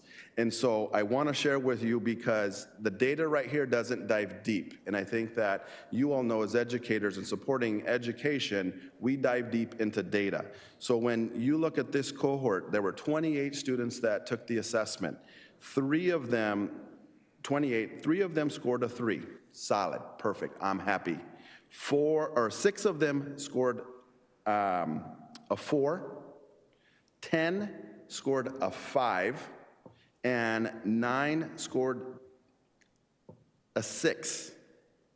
That is huge in reading a second language. And remember, they're still in 4th grade, still learning academic language in their own language of English. So that was absolutely amazing to see that data. In listening, 5 kids scored a 3, 7 scored a 4, 10 scored a 5, and 6 a 6. That was a huge celebration for language acquisition for these kiddos. And so I wanted to share that with you and dive in deeper into that STAMP result. So I can tell you, as we spoke about proficiency and we spoke about performance, kids are performing, kids are becoming proficient based on the actual standards. And so it's really fun, really exciting to see. Santan celebrations. I didn't put bullet points because I have a million of them, so hang tight. We'll be here till tomorrow morning. So Is there like a friendly, loving rival here? I see. I'm beginning to see it very clearly. We're gonna be here all night. President Kaler, this is the norm with these two. And it's a good thing because they team well together. That's why we all love working with them. But So he had normal. one family encounter saying, hey, I had 5. So I won't share those right now, but if you want to talk, we'll talk. But family engagement, we are supporting our families throughout the year. We always invite families into the classrooms, just like at Coronado. When we started the program, there were a lot of family complaints that the Spanish teachers did not want the families in the Spanish side. So we had to clarify that. And so we dug into those comments, talked to a lot of families. The challenge with that comment was the traditional way of supporting the classroom as a parent is you're reading in a small group, you're assessing, you're doing those things that require you to speak the language. And so majority of our parents do not speak Spanish. So we had to explain to them that, can you read this book in Spanish? Can you go over these spelling words in Spanish? And the answer was no, no, no, no, no. So we talked about ways they can support the Spanish classroom. And so when we have new families, we constantly talk to them about come in and sit, listen. If you need to sit and listen for a full day, listen for a full day. But you gotta come and experience the language in the classroom. So we are constantly inviting families to come and sit and listen. Parent-teacher conferences are very engaging with both teachers. So these poor teachers are speaking to all families, both teachers. So they have 50 parent-teacher conferences that they are doing when we have our parent-teacher conferences. So they want to make sure that both teachers are in that setting to support the learning that's happening, so families are well aware. Volunteering, as I said, in the classroom. So we don't at this point have, which I absolutely love, a parent university, something of that nature. So I will definitely talk to Jeff and his team about that, because it's something that, for the most part, there's some basic knowledge that our families know. Most of it's not good, but they know. So there's some key words that they're able to, for the most part, understand. I will tell you that I do require weekly newsletters from both teachers to the families, and so they're able to see the learning and the activities that are happening on a weekly basis on the English side and the Spanish side, so that's another way that they can engage. As far as the student engagement piece, Throughout the year, the teachers are planning together to support. So during PLCs, they're planning instruction, obviously, as well as activities like Hispanic Heritage Month. So for the month between September 15th and October 15th, they had multiple activities throughout the grade levels for presentations. So students would go between each grade level. There's one hallway where I have my K through 4, and then I have my 5th grade on the other side of campus, not too far away, but there was a lot of presentations that month from each grade level in each classroom. Pre-COVID, really excited, and then when COVID hit us really hard, we had a folklorico club, and so we had about 25 students that were literally twice a week practicing on the stage, and it was a beautiful thing, and they were ready to present, and then COVID hit, so we had to take a step back, and the presenter, or the person that was in charge of the studio, also got sick, and so she had to step away. But that's something that we want to bring back, because it was definitely something that was a rich experience. December celebrations, so we celebrated once again the program with all of the Latin American countries in regards to what they do to celebrate in the month of December. So once again, students were roaming between grade levels. In 2019-ish, 2020, we found Herberger Theater that had a Spanish play. So we were able to take the kids, at that time, I believe it was K3, to watch and listen. Chato's Kitchen was the play, and so they were able to go experience that. So that was really fun. Leader in Me Spanish, as you know, we're a Leader in Me Lighthouse School, and we're able to utilize all of that language, that business model and academic model in Spanish as well. So what you'll see in the classrooms are the habits in Spanish, on the Spanish side, and then on the English side, English. And so we're able to have that as a visual display. And then something I need to celebrate between both programs, we have to celebrate at the end of the year. And it was, I don't know what it was called, but celebration of learning, basically. We got so big at Coronado celebrating the awesome things that were happening, and at Santan, that 2019-20, we were planning on presenting and having a huge celebration at HCPA. And so we had walked the facility, planned it, and unfortunately COVID hit, and so we had to put that on pause. But we have outgrown our gyms to have our year-end celebration. So I'm excited for that to come back at some point, because there's a lot to celebrate between both schools. And so a lot of celebrations, and we can continue to brag about the amazing things that are happening at both campuses. But I just want to say thank you to you all. I want to say thank you to Dr. Foley, Sherry, Dr. Treat, Rebecca. This is hard. That's why you don't see a lot of districts choosing to bring DLI programs to their districts. This is a choice, and I believe that we have the numbers to show that parents want language acquisition. And so I believe, in about 15 years of experience running a DLI school, that we are set up perfectly regionally to support our areas. And so I'm proud of the work that's happened at Coronado and at Santan. And so I can tell you that these folks have really supported day one when they took their roles. That made a tremendous difference in supporting the program. I had the opportunity to start the program after, but I was part of the decision on starting Coronado first and then Santan second. And I can tell you that Dr. Foley and the support from the district has been amazing. And that's why we're excited to celebrate the things that are happening in our program right now. Thank you. Dr. Treat. Thank you. Yes, President Kaler, members of the board, I want to continue the celebrations that we're talking a little bit about here, not just what's happening at the DLI elementary levels, but also what's happening across our secondary schools as well, in what you might consider to be a more traditional world language type of class. And Mr. Mercado used the word program. As Rebecca Rodriguez and I talk about the best ways to support our schools, whether DLI or the secondary schools with their language classes, we talk about wanting to have not just classes, not just levels, not just something that happens in one place or another, but an overall concept, a program of what world language instruction can be. And all of these different components fit into that. And so some of the things that you see happening at the secondary level, as you heard earlier, we add in American Sign Language at HVA right now.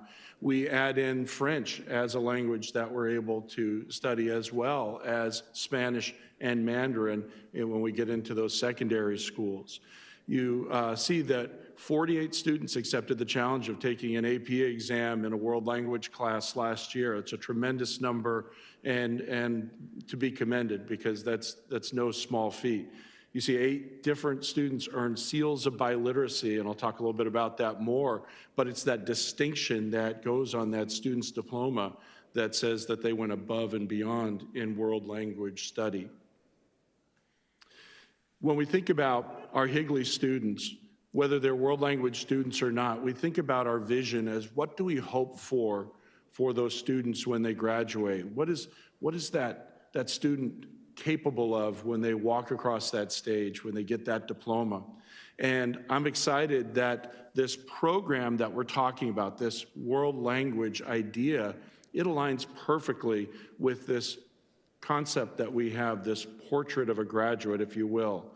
When I look at the elements that are up there and I see things like an innovative learner, well, that just brings me back to some of the things our world language leaders learn with that mental flexibility as they develop that cognitive kind of strength that happens when you take on the challenge of another language.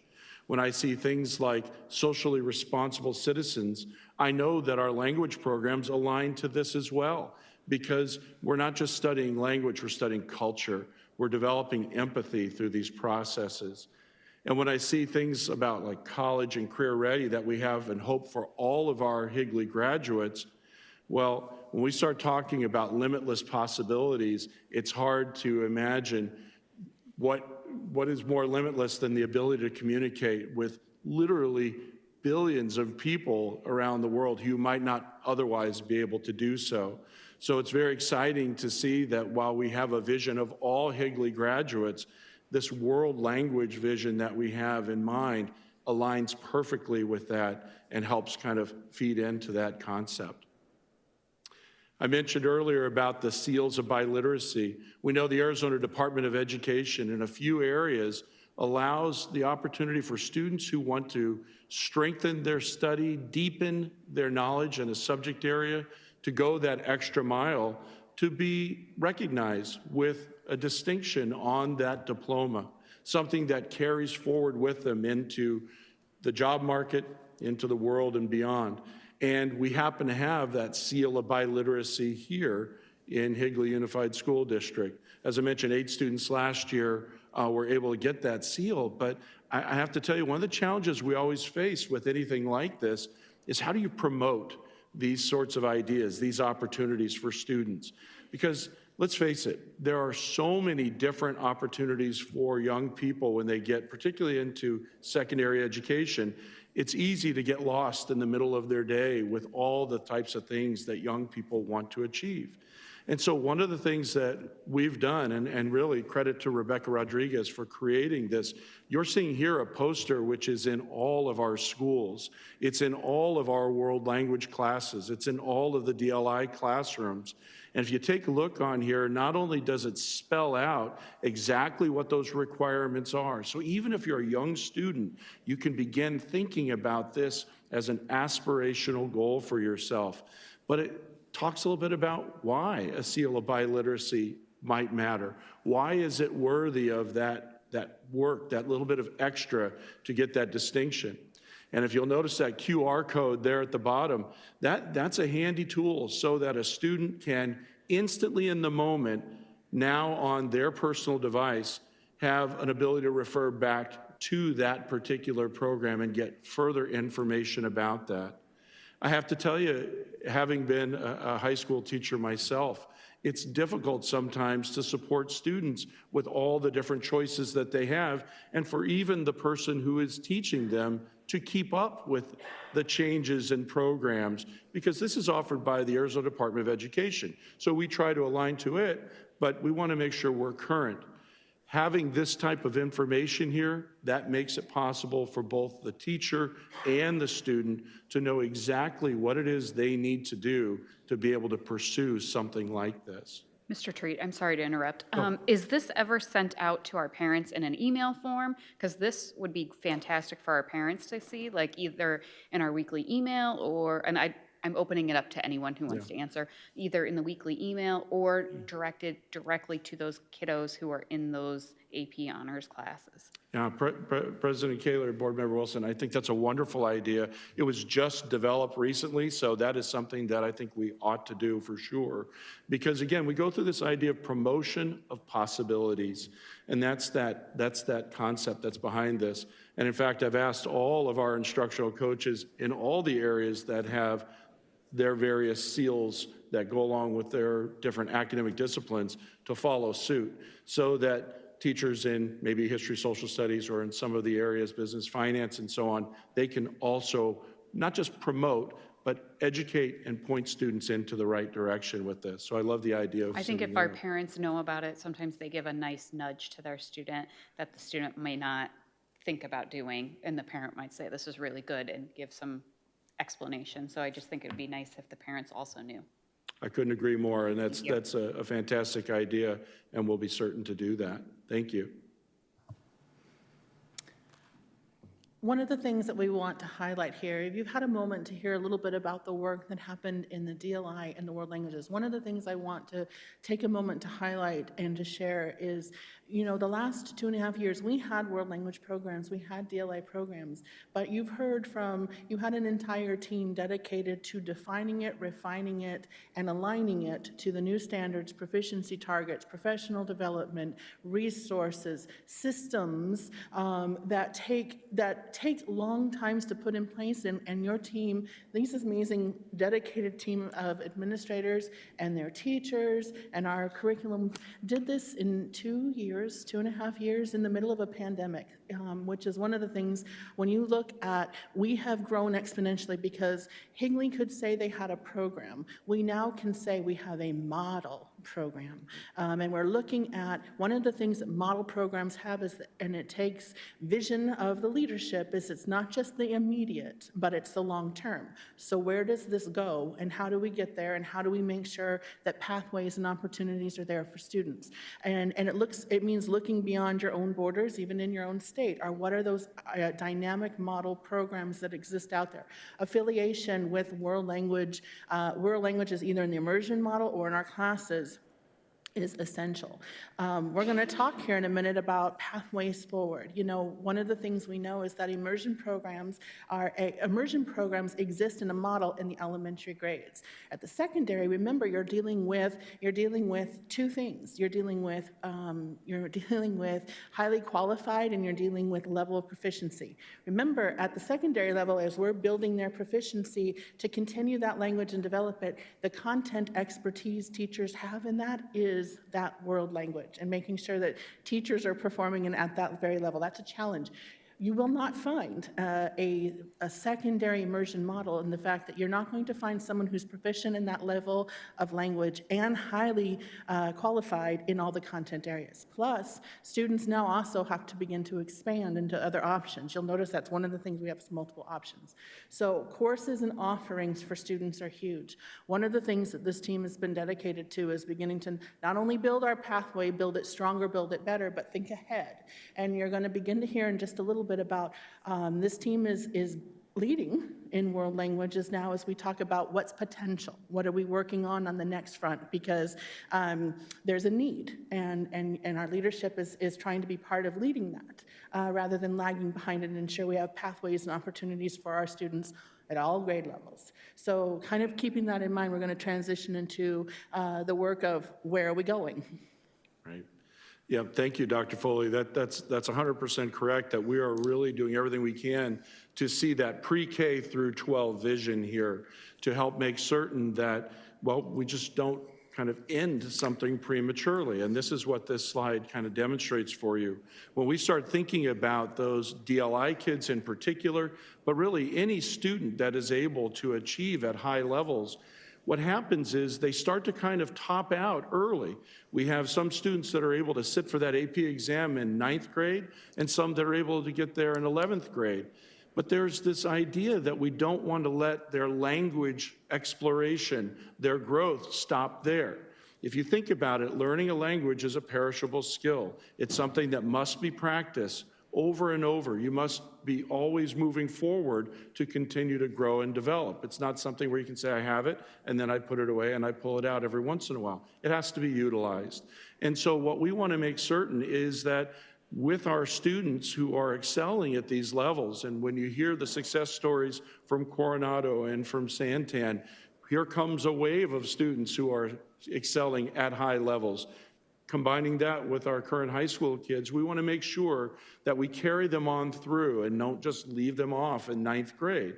And so what we're doing right now is we're exploring some different options as to how we can bridge to this upper kind of levels of learning. We start talking about higher education beyond 12th grade.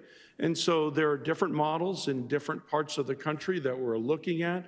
We're in conversations with institutions of higher learning to see what are some ways that we can help maybe bridge the experience of a K-12 student in that with some university coursework, just as you might find with dual credit courses where they can earn college credit while as a high school student. Well, similar sorts of partnerships are things we're exploring right now with colleges and universities to see if we can't get students further down the road toward potentially a minor in their language by spending through the majority of the study that they're able to do with us right here in Higley. And so that next slide kind of shows the role that that bridge program can play. Again, this is a model that we see in other states and something that we're exploring also with regional peer districts to try to figure out what's a way that we can make this work. How can we get through the logistical hurdles to see that we have students that are able to carry on their study all the way through 12th grade and beyond to bridge them to the future? In the next two slides, I have our pathway plan that we have under construction. We are hopeful to put this plan into action in the near future with help from other districts in the Valley and moving forward with what we learned from Utah and Delaware. This is our working plan for a bridge pathway for the Mandarin program. Students can start at the pre-K level at Cooley, ECDC. We have our kindergarten through 6th grade Mandarin dual enrollment at Coronado Elementary where they can enter the program in kinder or 1st grade. This feeds into our immersive classes for 7th and 8th grade at Cooley Middle School. These classes are taught at a higher proficiency level than the 1A and 1B courses offered for our beginning Mandarin students. This immersive class is taught entirely in Mandarin. Middle school beginning Mandarin students will take level 1A and then 1B at either middle school. They move into high school and have courses offered through their senior year. Next year, it is expected that our 8th grade immersive Mandarin students will feed into our Honors Mandarin Level 3 class at Williamsfield High School. We will look at the 8th grade results from the STAMP test to verify that students have reached the proficiency level to take that Honors Level 3 class. If not, they will be placed in the best class for their proficiency level. Then they will continue on with Mandarin 4 and then the AP course. This is where our courses would end for them if we don't bridge the gap. I am working with other districts in a conversation with local universities to grant the capabilities to then add an upper level Mandarin course that they offer called 3rd year Chinese or Chinese 301, 302. As of right now, this course is not offered at our high schools.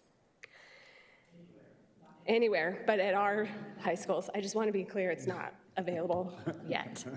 Yes. So, next slide. This is our working plan for a bridge pathway for the Spanish program. Students can start at the pre-K level at Sossaman ECDC. We have our kindergarten through 5th grade Spanish dual enrollment at Santan, and next year our 5th graders will move into 6th grade, where we will then have all of our grade levels with the Spanish dual language. This will then feed into our Spanish immersive classes for 7th and 8th grade at Sossaman Middle School. These classes will be taught at the higher proficiency level than 1 or 1A, and they are offered for our Spanish students that are beginning Spanish in middle school. The immersive classes will be taught entirely in Spanish. Students who have never spoken Spanish have the opportunity to start with Spanish 1A or 1 in 7th grade, and then they move into 1B or 2 at either middle school. It is expected that our immersive Spanish classes will then feed into our AP Spanish class at Higley High School. Students will take the stamp test in 8th grade again to verify that they have reached the best proficiency level to take that AP course. If not, they'll be placed in the best Spanish class for their proficiency level. This would be the last available class for our immersive Spanish students if we don't offer anything beyond the AP course. We do have the literature AP course, but this is not ideal because this would duplicate their Spanish college credits, and we would rather have something better for those students. So again, I'm working with the other districts in the Valley in conversations with the local university to give us 3 upper-level Spanish courses: Spanish Conversation and Composition, or Spanish 314 for 10th grade, Introduction to Spanish Lit, or Spanish 325 in 11th grade, and then the Advanced Conversation and Composition course, or Spanish 412 in their senior year. As of right now, again, these courses are not offered in Arizona. A student would need to score well on their AP test in order to meet the prerequisites to enter the next level for Chinese or Spanish, because that's the prerequisite for these courses at the university level. These specific courses are on the bridge plan because they are required courses toward a minor in the language at the Arizona universities. If our students finished either the Spanish or the Mandarin Bridge pathway, they would be on course for one course short of a minor in that language, and well on their way to a major in it. Another exciting development this year has been the production of our DLI website. It's found on the HUSD webpage under Departments, and then you can also reach it through the link on this slide. The goal of the website is to inform the community using current research and information on what we're doing in dual language, what it is, where it's located, and how they can become involved. Thank you so much for your time, attention, and most especially for your support of our amazing language programs. Thank you so much for this very comprehensive work study that I think we just endured. That's not the right word, endured. It's Jeff's fault. It came out, endured. It was all Jeff's fault. Mr. Armstrong, right?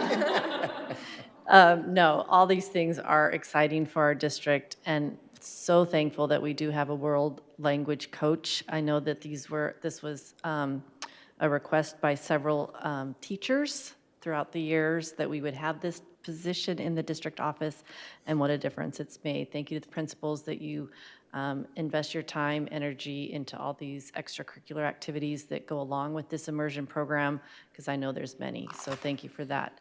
I don't have any specific questions at the moment, so I'm going to pass it over. I know Mrs. Schultz has some and Mrs. Wilson have some, so we'll start with Mrs. Schultz.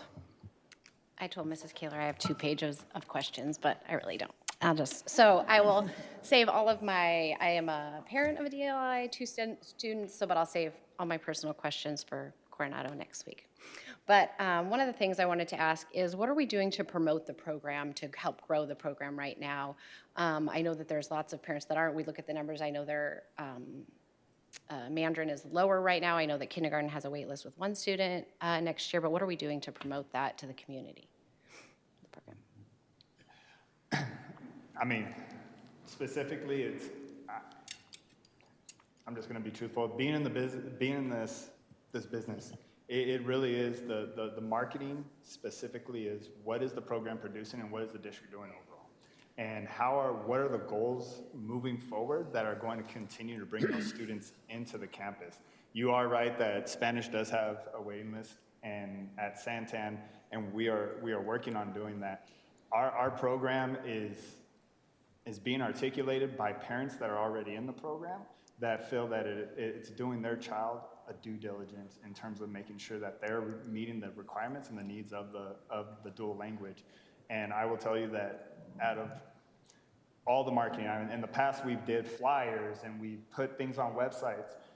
That's all great, but it really is that word of mouth, and whether or not it's meeting that need of the parent, that's going to be able to continue to articulate that. So it's one of those show, I believe, show that we are doing it and show what's going on. That's going to continue to bring it in. I will say that out of it, to really highlight the marketing component, and I believe it's the same at Santan. When we talk about inbounds and out-of-bound enrollment, we have 72 students who are out of district open enrollments, and that at each school is absolutely huge in terms of that. And within the district, I have 90 plus who are open enrollment in district as well. So those are numbers. Yes, we can always improve, and we're always going to continue to try to grow, but it's one of those you need to show in my eyes, and I really do think that both programs are speaking for themselves. And I'll say, in years past, we've also done a great job of posting on social media. But as well as that, on buses, we've also had advertisement on buses as well. So I think the biggest component, though, is the word of mouth. Our families do share. I have, and I'm sure Coronado as well, I have every year several, when I say several, at least 5 parents that are seeking out DLI programs for their currently 3-year-old for the future. And I can tell you that's something that I get emails, just random emails. Hey, I'm looking for kindergarten and I have a 3-year-old. Awesome. and I'm able to promote the preschool program. And so that's something that you don't see nationally, is that pre-K through that 12 experience. And so really excited about that opportunity here. But over the years, we've done it several ways. But as well, capacity to host the program and the limited space. Like for me, it would be very difficult to add a 3rd section in kindergarten when in the past I've had the numbers, but the capacity to have it is a struggle for the space, the teacher, the resources. It really throws a kink having 3 sections versus 2 sections in kindergarten. It does not flow well for the program when it comes to the management of it.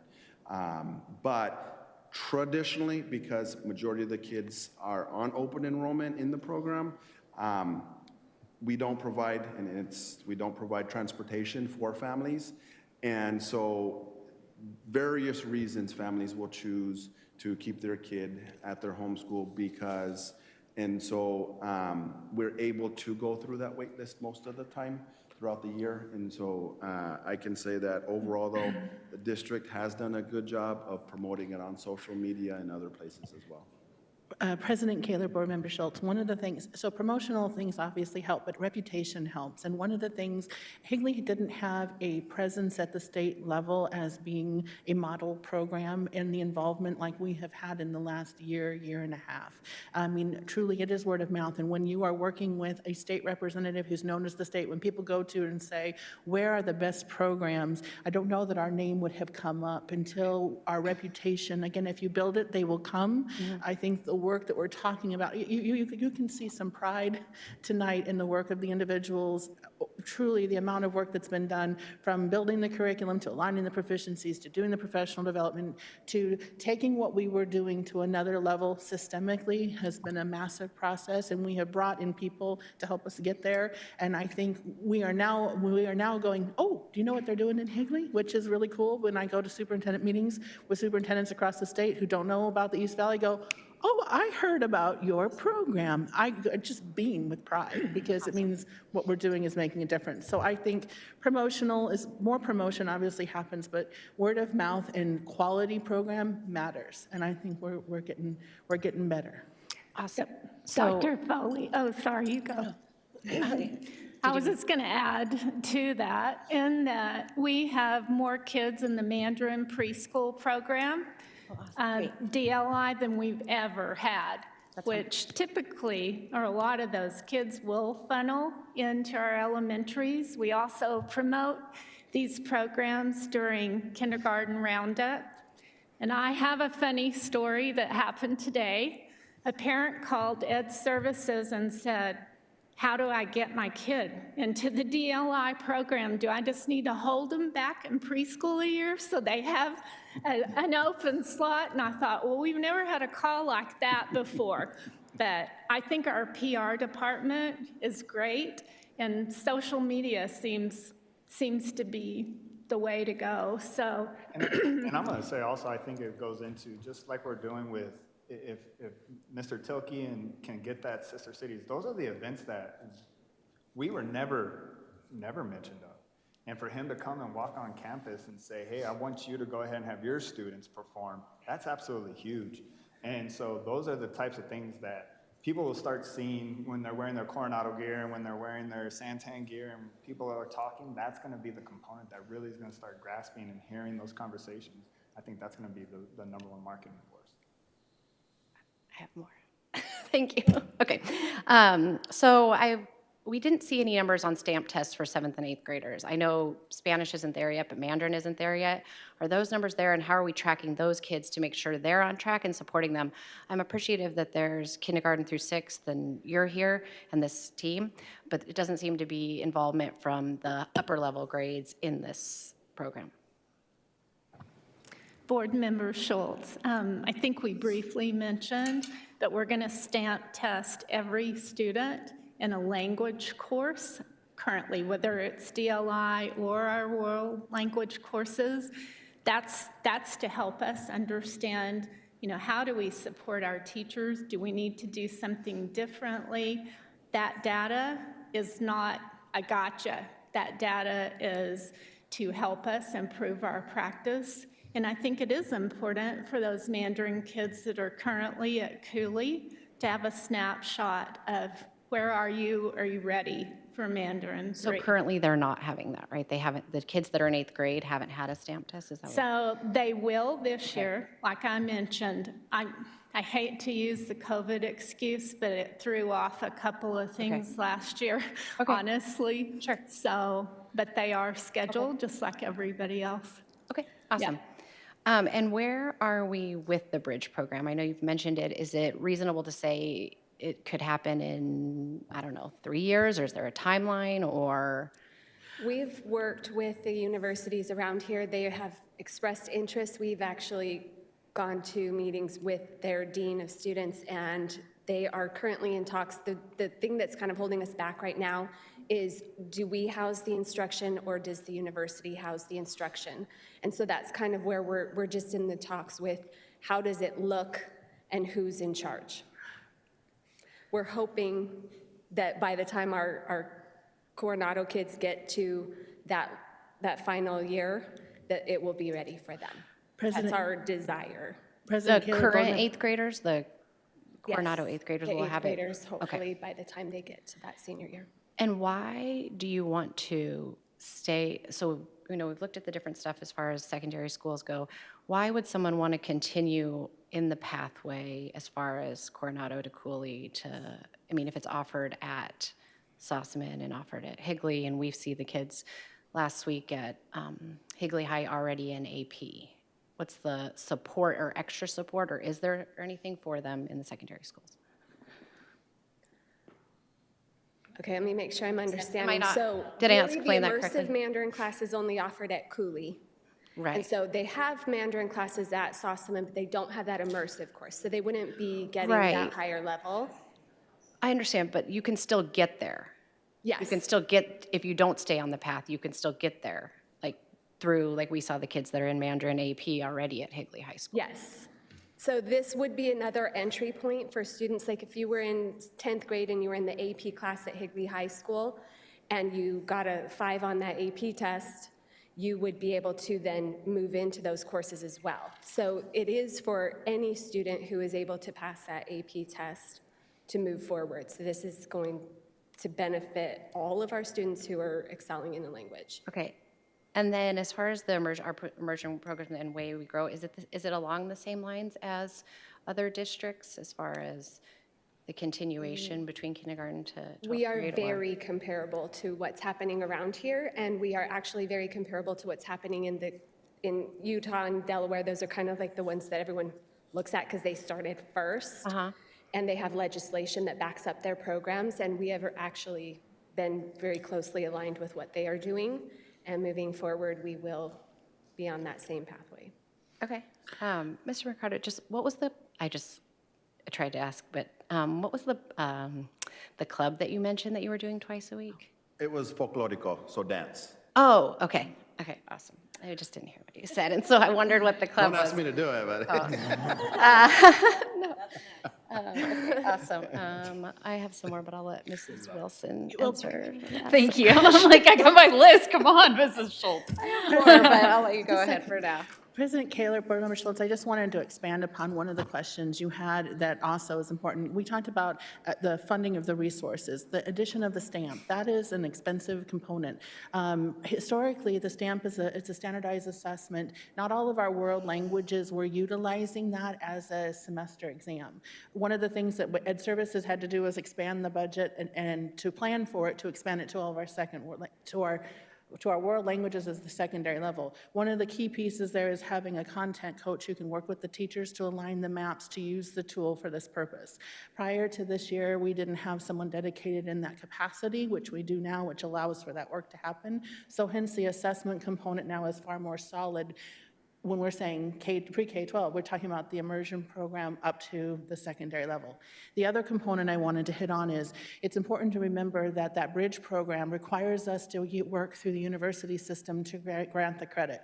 Having been a previous university administrator, both Chris Treat and I have experience in that area. It can take a few years to get it through. One of the challenges historically has been their concern about whether or not the elementary or the high schools can teach it at the same level, think dual enrollment credit. The beautiful thing is because we have STAMP and it's an international test, it takes out the argument that we can't teach it at the proficiency level students would have. So hence our ability to be able to offer it as long as we have the highly qualified person. That argument is going to make it easier. It can take up to 2 years to work through the university system, hence why it's important to get ahead of it. The nice thing is that when we talk about this is happening with great momentum and speed because there's a desire for this. So our hope, some of this is outside of our control and some of this is immediately in our control, and we're working through the right channels to get it there. Yeah. I didn't expect, I just wondered if there was a timeline as far as that goes. I understand working at the universities and all of that and dealing with it. So I just wanted to see if you had a timeline for it. Real fast.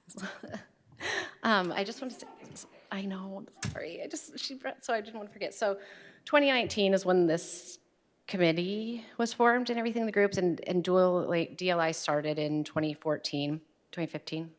Thank you. And what if you guys go away? What is it to keep it going? Because we haven't had it in the years before, as far as making sure there is still a cohesive plan and that it's not up and down, because we have seen turnover. And so we've seen people excited about the programs and then kind of go down and then back up again. So I want to make sure that we're able to maintain that for everyone. So what's in place, I guess? One of the things that's really important is sustainability of programs, and a lot of that becomes one of the starting points that we started was defining it, creating a handbook, creating thinking maps, aligning a curriculum maps, aligning resources. A lot of infrastructure work has happened that continues to happen that didn't exist. Not that work wasn't happening, but not systemically. Pre-K-12. And again, that includes professional development, that includes resources, that includes a lot of the processes and procedures that we've put in place and sort of been bringing to you to show that, that if individuals are no longer in those capacities, those resources don't walk away with the individual. They are owned by the district, and that there are systems in place to ensure that they're implemented. And that's one of the things that is important with leadership, and it's also important with the sustainability of programs, which is what this team has been working really hard, because it's one thing to talk it. It's another thing to have evidence, artifacts, and documents that support the conversation, which we've been building it and have come a long way. And I'm so proud this doesn't happen without everybody working and lifting really hard. My turn. Okay. Dr. Foley, I know I asked before, but could you go over how many open enrollment kiddos we have in these two programs just for our community so they can hear I'm sorry, Mrs. Richards, maybe it's you. I just want our community to hear how many kiddos have chosen to come to Higley because of this. Okay, so currently in district open enrollment at Coronado, the Mandarin DLI program, there are 93 students. And as was mentioned here, there are 72 students out of district open enrollment. For Spanish immersion, in district, we have 110 open enrolled students. Out of district, weirdly enough, we have 72. So there's some connection between these two guys. I haven't figured it out. The competitiveness Yes. of those two. So those are outstanding numbers and show that people value this, they want this, and I think the dedication here radiates out of both of them. So, and Mr. Mercado already has a kindergartner on a waiting list, so he's got 51 kids. Oh, well, I didn't know that. That happened today. That happened today. Can we put banners at both of these schools saying like now enrolling for our dual language? Is that an option to do some sort of banner as an advertisement that our print shop could possibly do?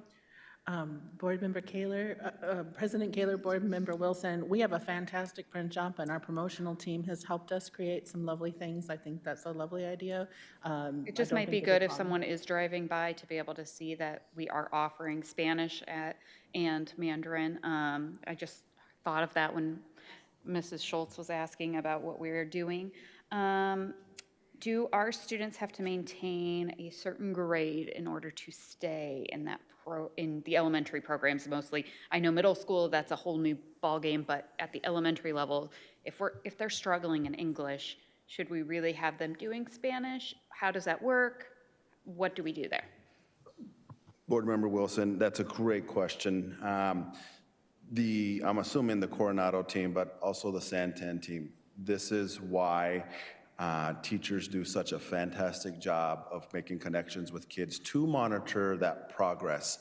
Knowing that the teachers only have the kids for about 2.5 hours during the day, they work systematically as a team, the English teacher and the Spanish teacher on the other side as well, to ensure that kids are growing.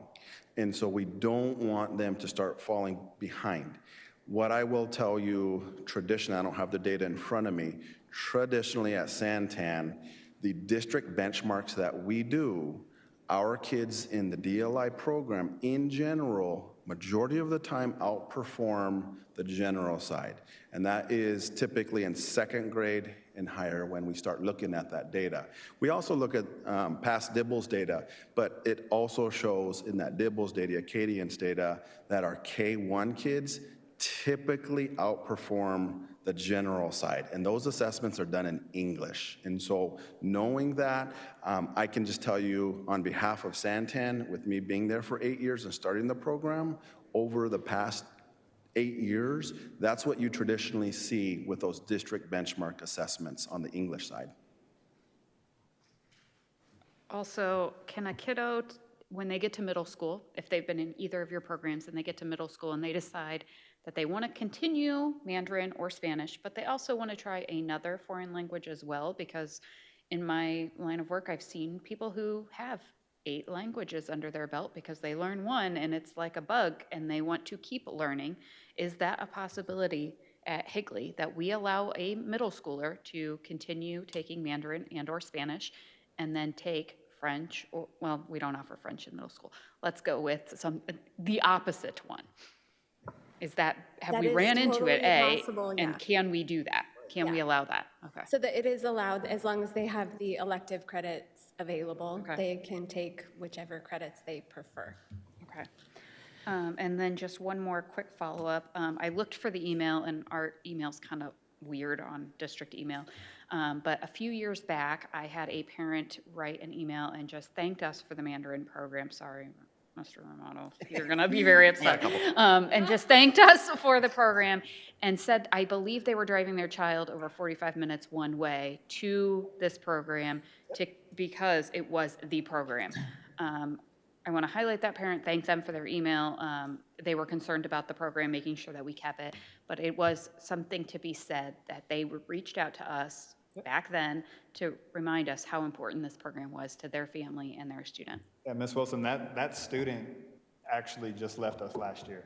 And when they decided not to, because they decided to go into a different district because they were driving 45 minutes, the parents came to me and expressed the sincere gratitude for that. So when we're talking what we're doing in open enrollment and that kind of stuff, I'm gonna echo what Dr. Foley was saying. We truly are moving towards being the premier. It says it in our mission, and that's our goal, but we're talking about being the premier dual language immersion program and world language program in the Valley. I mean, the work that's going on is remarkable and unexplainable, per se. And when parents reach out to you about that, those are things that are highlighted, and that parent was distraught. I can't express it enough. They were really upset. So we appreciate that. Thank you. Mr. Schultz, you can have the floor again.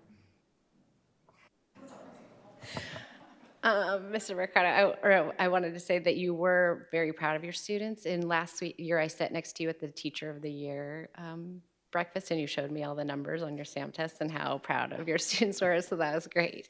And also, just Ms. Zhao got credit for Mr. Armstrong, but she sends out, besides the 2 nights that she dedicates, she also sends you a recap. She videotapes the lesson, sends it out to you, and sends you probably 5 different emails during the week about how to practice and what to do. And now I'm a terrible parent, and I signed up for it, and I haven't been able to go, as Mr. Armstrong knows. But it's amazing, and it's a great program, and I know lots of parents that are a part of that.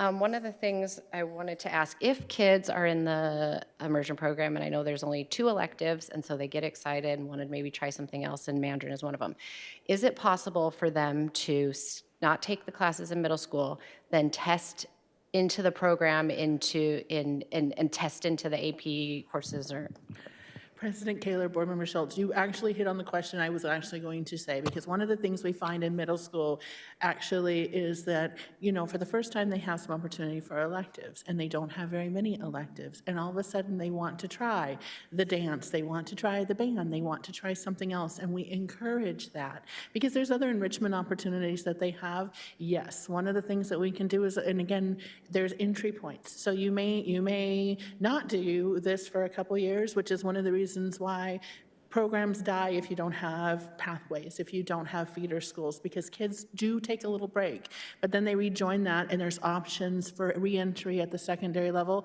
and utilizing the stamp as a tool, it allows us to place appropriately so that we set the student up for success. So we are in a far better place now with the use of this additional tool to give options for flexibility, because we do find some students get to middle school and go, I love my language and I will keep this, but I want to try something else, and we encourage them to do that. That's important. Thank you. That's great. I'm glad to know that that's an option. I think I'll let Mrs. Anderson talk. One of the things I just want to say is, as a parent that's been in the program for 7 years, then I am super happy with the way it's been going, and also I'm grateful for the language program, as I sought out a language program for my kids, as I think that's extremely important. And my kids think Spanish is hard when I try to teach them Spanish. And so obviously, Mandarin, I don't know what they're saying, and I can't help them at all, but I finally got the dialect right on 1 word after 7 years, and I still terrible. So I'm very grateful for the program existing, even though I give Mr. Armstrong crap about it sometimes. Through Member Wilson's question, my question you guys answered my question, but I was wondering if you were tracking the academics, comparing the students that were going through this program and how they, like you said, probably do better in the standard classes, and I didn't know if that could be now a good point for promotion for the community to see that. I'm going to say we do, and I think that's a great point. However, I think a DLI program goes beyond just the academic component, as we talk about the ABCs of dual language immersion and that kind of stuff, academic achievement being only one of them, but that promotion of bilingualism and biliteracy and cultural competency is truly going to take it beyond and above. When we talk about, yes, we're an educational institution, we want students moving forward in academics. We want them to perform. So yeah, we look at it, but that's not the only solid piece. Really, the solid piece is being able to sit there and say, as a sixth grader leaving Coronado this year, man, I'm here, and I want to continue moving forward because eventually I'm going to get a job that does this, or I'm going to do this. And I want to see, I said it in a blurb, is that the information our students in both campuses and then those at the middle school and high school that are receiving in another language, they have no clue right now what exists for them in the future. And ultimately, that's the goal. And I want to reiterate, yes, we do look at the academic piece, but our job is to continue giving these individuals, these young minds, to go ahead and continue moving forward regarding what does it truly mean to have the acquisition of another language and be able to perform and be the best citizen they can be when they leave us and when they enter the workforce. So that's something that is, yes, but I wanted to make sure I touch base on that because I get a little passionate about it. I'm sorry. Say what?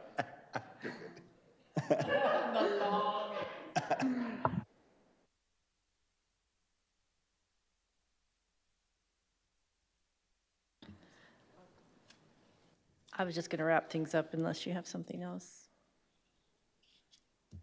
I can thank you guys because I think you did a fantastic job. Thank you. I know that just having the pathways now more secure is a huge, huge step for Higley. I know that just even at my tenure here on the board coming in, I was very concerned, what are we doing in 7th grade for these kiddos? And now we have plans and things in place, and I'm so grateful for that because I think that does give the security to the program for the long term. And now I even see the high school with the college pathways, hopefully, God willing, coming. That just gives the stability to the programs both. So kudos to all of you and the hard work that's been going on. I sat with Dr. Foley this past week, so kind of already got a preview of what was going to go on tonight, but you guys covered it further and more in depth than I expected, and I'm grateful for that. Sorry for my word earlier. I didn't mean endure. It's just been a long time since we've had a 2-hour plus meeting, to be very honest. Those were the COVID days, and we would say those were enduring. So thank you so much for your time and all the energy that you guys have put into these programs. We're very blessed in Higley for that. I think she has one more question. I don't have a question. I just want to say thank you. And also, just want to make sure that you're not going to go anywhere, Rebecca. Like you're just... Okay. Thank you, thank you, thank you for all that came tonight. Would it be okay if we took a 5-minute break, please? And we will come back for our M&O budget review. Thank you.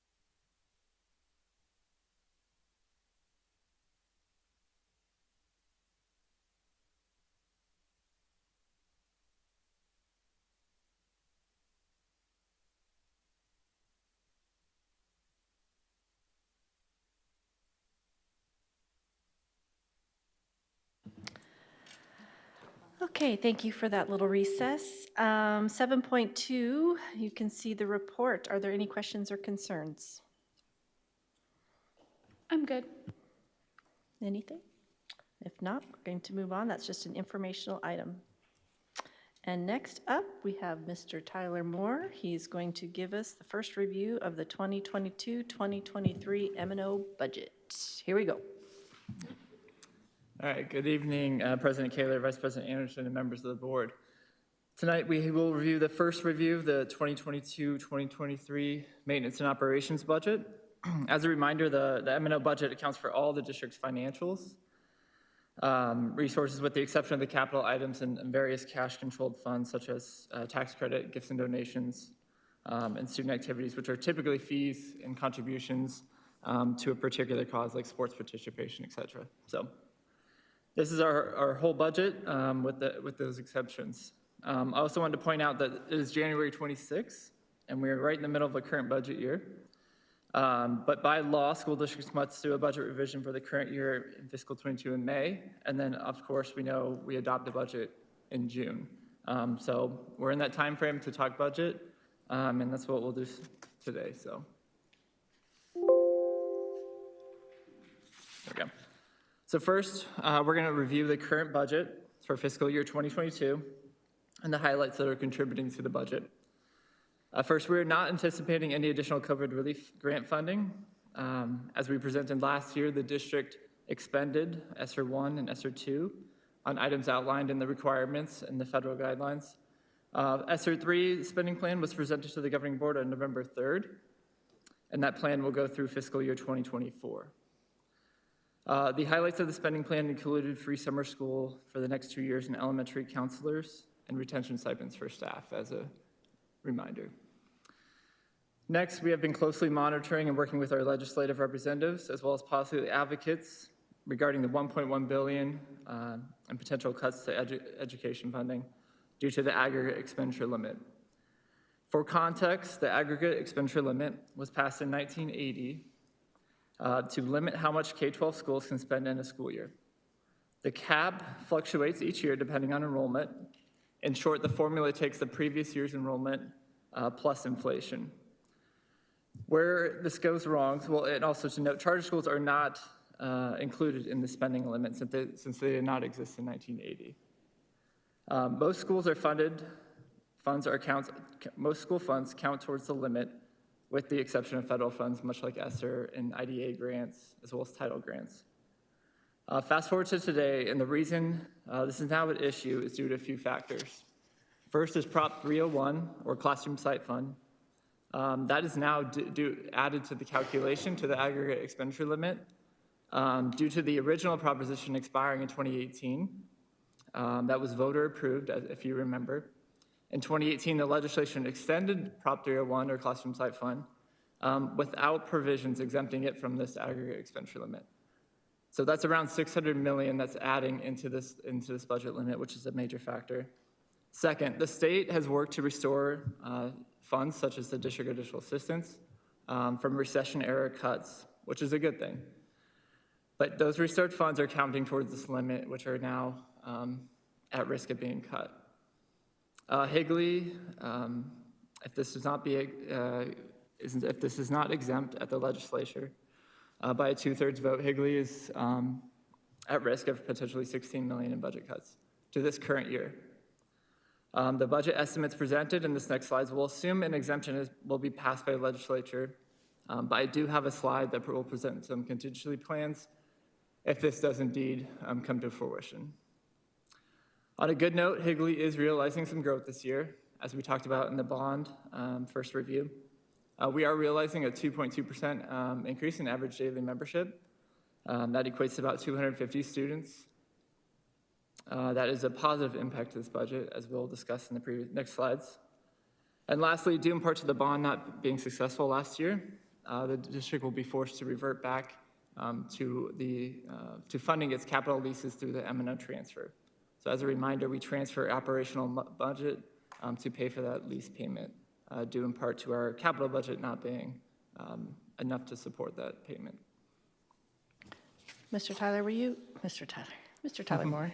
Tyler Moore, Mr. Moore, will you Yes. please explain to, as we talked last week, that that 16 million, if indeed this passes, which God forbid for every school district across Arizona, that money just sits in our account, but we are not able to spend it. Can you explain that? Yeah, so by law, we are, the way school district budgets work, we are funded on a per pupil basis. It doesn't matter how much inflation increases, it doesn't matter how much property rates rise. We are capped at a per pupil spending limit, and we establish budgets like we present in May and June. Those budgets are limits. So if this aggregate expenditure limit comes to fruition, what it states is essentially we will have to reduce our budget by 16 million. That does not mean the property taxes will decrease likewise. It just means we have to decrease our budget, and we are obligated to reduce it for 16 million. But the way the cash and all the funds will still flow in through property taxes, but we will not be allowed to spend that money per legislation. Like I said, this is a 1980s state funding formula that is clearly outdated, but it has not been addressed. And fortunately, or unfortunately, this is being brought up and being more so in the news. And so we hope through our conversations with our policy advocates and our legislators within Higley that this funding formula not only gets exempted this year, but there's a long-term solution for the funding formula where we do not have to have conversations such as this that would negatively impact education and all the programs that we currently fund through our operational budget. So as just a reminder, this is the general budget timeline for Arizona school districts. Our fiscal year runs from July 1st to June 30th. The adopted budget, the board approved back in June 2021, is the current budget the district is currently operating under. As required in state statute, Arizona schools are required to do a budget revision in December if they are in a shortcoming of 1% of their adopted budget. Higley was not required to do a budget revision as we were realizing a budget surplus as noted because we had 2% growth. The reason we did not bring a budget revision to you, you may be asking why, is because that December increase would have counted against us against the aggregate expenditure limit. So in essence, if we increased our budget by the ADM growth, our aggregate expenditure limit potentially cut, would have increased proportionally. So with that being said, there was no benefit to bring a revision in December, which is why we did not. This brings us to today and explains why we're discussing both the 2022 budget, which is for the May revision, as well as the 2023 budget, which is for the June adoption. Hopefully this timeline provides a little clarity about the budget cycle as we proceed through this presentation. So looking at the 2022 estimated budget revision, this is a projected May revision that we do for current year revision. As I discussed, the board adopted the current year budget back in June of 2021. That budget number is represented at the top, which is 106 million. That budget includes the carry forward from last fiscal year, which is 16 million. As noted during our annual financial report for the fiscal year 2021, that 16 million was higher than projected, due in part to the district's inability to fill positions, which resulted in vacancy savings, as well as several one-time expenses being funded from our ESSER funds.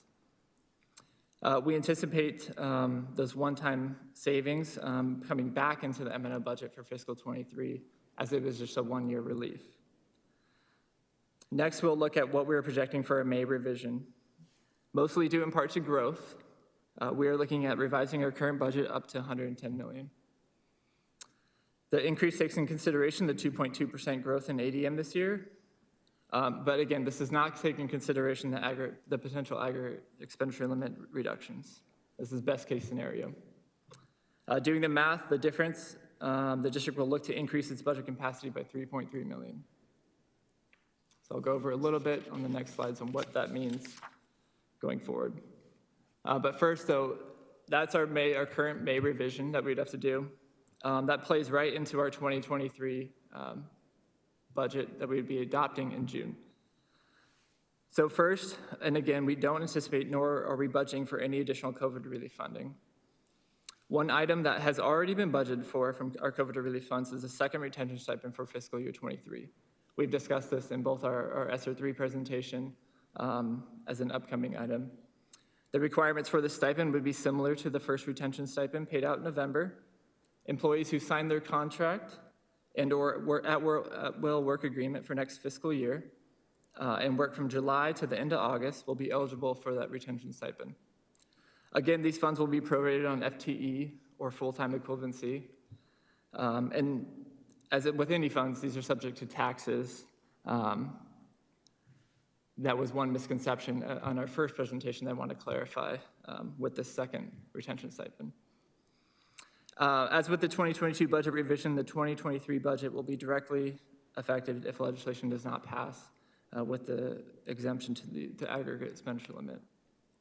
As noted in the 2022 budget revision, the budget cuts are not presented in these upcoming projections, but I'll show in a separate slide what our contingency plans are if that, again, the aggregate expenditure limit does come to fruition.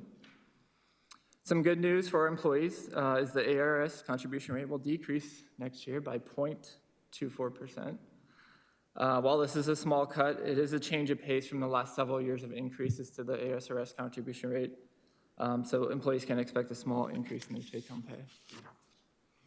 As noted earlier, we are not reducing the M&O transfer for the middle school leases due in part to the 2021 bond not passing. M&O will fully fund next year the lease payment. As we look to maximize our budget to its full capacity, we've been researching all the options. One area where Finance and Human Resources has identified a potential budget savings is within insurance. So during the first review of M&O, we'll briefly discuss Higley's medical insurance and why self-insurance is in the best interest of the district. Also, while we don't have concrete renewal rates yet, we can ensure that there will, again, for a second year in a row, be no increase to employee medical contributions. So again, another budget savings and more money back into our employees' pockets. So looking at our budget estimates for both the 2022 revision and the compared to the 2023 estimates.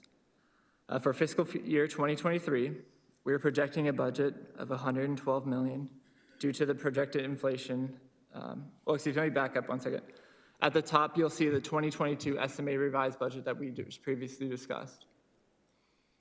So if you take that compared to our 2023 projection of $112 million, this is mostly due to the inflation of 2% that we are projecting. I will note that in 2021, the state inflation, they realized 7%. But yet another outdated policy is K-12 schools are limited to 2% inflation increase per year. So we cannot, by law, budget for any more than 2% inflation. For 2023, we are also going to budget for no increase in ADM as an additional contingency, knowing that we can revise up next fiscal year like I just suggested. Also noted is the $4.4 million M&O transfer that will be transferred to capital from our M&O budget to pay for the lease payment. There is a small savings with the Arizona State contribution being reduced, and that is also estimated in that budget number that you see there. So doing the math on the difference between the estimated revised 22 budget, our current year budget, and the estimated 2023 budget, we can realize we're projecting a budget increase of $6 million. The 2023 budget, well, like I said, it increased approximately $6 million. So as I move to the next slide, we'll talk a little bit about where that $6 million is going and potential next steps. So we've identified $6 million as our estimated increase in budget capacity for going into next year, assuming the aggregate expenditure limit is exempted. We have a few fixed cost increases that we have already identified as a fiscal 2023 budget impact. First, we are projecting an increase to our property casualty insurance for next year. Our property casualty also encompasses our prepaid legal, We've had several large property claims as well as storm damage, but we've also incurred several more legal expenses due to, in part to COVID and other litigation that the district has been involved in. So we anticipate an increase of approximately $75,000. In addition, as the district continues to grow, we must keep up with the demand and additional teacher and support needs. So we've allocated $1 million for additional positions going into next fiscal year. Most of these positions are teacher positions to maintain or reduce class sizes. Ms. Martins also has an allocation of $500,000 in there. If we do realize large amounts of growth, we can address that with either teacher positions or support positions. So we have contingencies all over. Lastly, we're budgeting for an increase in utilities at approximately 2%. Utility rates across the board, much like everything, is going up. So we are being conscious of that and allocating a small increase for that. Mr. Moore? I had heard that Gilbert is raising water rates. Is this 2%? Is that accounting for that water raise? It is a portion of that, yes. Okay. There's also been talks of some of our SRP rates going up as well. I just wanted to make sure that we were allocating enough money because of that. I heard it was a big jump and that families may be seeing that on their bill soon. So I knew that that would also impact us as a district. So I just wanted to make sure that was enough that we've allocated to that. Yeah. Thank you. We have realized some savings, obviously with schools being small savings. We've been open for majority of COVID, but there was some savings in which the time we were closed. So that's why this increase is smaller, but we are consciously starting to budget for the increases going forward. So lastly, you'll notice that we have not determined a district compensation increase for next year. Until the legislation acts on the aggregate expenditure limit, we feel it's prudent to wait until that legislation either goes one way or the other before we make a decision on compensation. As I'll note in the upcoming slides, it's going to have a large impact on what we do going forward. Before we get there, I will talk briefly about medical insurance changes. So as outlined in the highlights, the district is moving towards a direction of self-insurance. This is one area in the budget where we've identified potential savings. What we know at this time is what we're looking at moving under the administrator of Kairos Health. Kairos is a consortium group of basic schools, cities, and towns where they leverage pooled insurance to maximize benefits for those who are insured in the pool.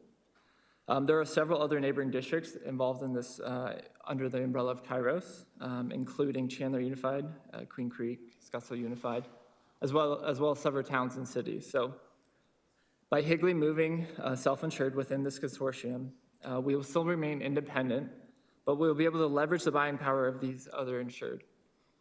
Kairos has some benefits, several benefits that will also assist with enrollment, as well as benefits administration. Higley will also only be responsible for our own losses.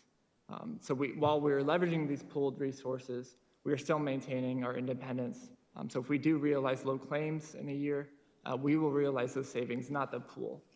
So it's a unique program in which several schools have jumped on and realized savings, and that's why we're researching that at this time.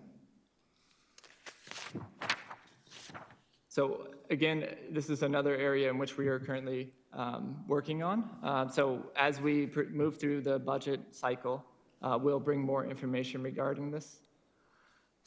Transition to Kairos. What we know right now is we'll be under the same medical provider. So it's United to United. We're currently, our medical provider is United. Kairos is under United. Where we have seen potential change is possibly in our voluntary coverages. So vision, dental, life, there's several other voluntary coverage where there might be a potential change. We do fully intend to bring all those changes to the board once we have a concrete idea of what those changes are. But right now we're just in the initial stages of this transition. So that is what I have on medical insurance. As I mentioned, we do have some contingencies regarding the aggregate expenditure limit. So if this expenditure limit were to come to fruition in this fiscal year, Higley, again, as I mentioned, would have $16 million at risk. The proposal would be to reduce our budget balance carry forward from fiscal year 2021. As I mentioned earlier, it was approximately 16 million. This reduction would wipe out all our contingencies from our current budget, but we would not have to make any budget cuts to this current year. The impact into next fiscal year, we would have to make some reductions and or eliminate some of those additional budgeted FTE that we just kind of talked about. We would also have to propose no compensation increase, as well as hiring and salary freezes. With no budget contingencies in our budget, we would be at risk of if there was any sort of catastrophe, we would be at risk of having to furlough. It's just not pretty. I don't want to go down the list of stuff, but this is potentially what we are preparing for if this were to come to fruition. So, like I said, the legislative groups and the advocacy groups that we are working with and currently involved with have a strong sense that this will be exempted for this year. There's too much at risk for this not to be. We are thankful in that we do have this contingency. Several districts that I've discussed, that I've talked to, do not have contingencies like we do, and they would have to make current year cuts mid-year. So with that news, sorry, in a bad note, but we will be back February 9th with our first review of our capital budget,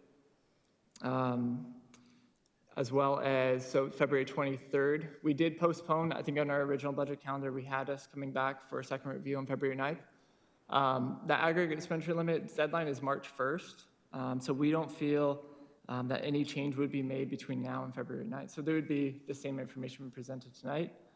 So February 23rd, we earmarked as our second review, because we do feel like we'll have concrete information on which way they'll go, and we can present that information to the governing board at that time. March 9th, we will ask for tentative approval like we did last year, so we can issue contracts to our teachers. We are always in competition with other districts on who can get the contracts out first. And having that tentative approval allows us to issue those contracts and see who's returning for next year. At that same time, we'll have a second review of the capital budget, and then on April 20th, we'll present the third review and tentative approval of capital. That allows us to get out early and place POs for those long lead items, especially in today's climate. Most of our capital items in terms of any sort of HVAC, any of those long lead items, or excuse me, construction or building items are even exaggerated in terms of their lead time. So it's important to also tentatively approve that budget so we can get ahead of those purchases. And then, like I alluded to in the budget calendar, on June is the formal adoption, proposal and adoption of the fiscal 23 budget. And with that, if there's any questions, I'll be happy to answer. Thank you, Mr. Moore. I just want to reiterate that Higley has done a really great job in our finance department over the last year or two. I'm very impressed with how far we've come as far as preparing for things, cycles, just so many different things in our budget that we've gone over and over again. So when we talk about this $16 million possible cut out of our budget, that is strictly on the state legislature. That is nothing that Higley has done.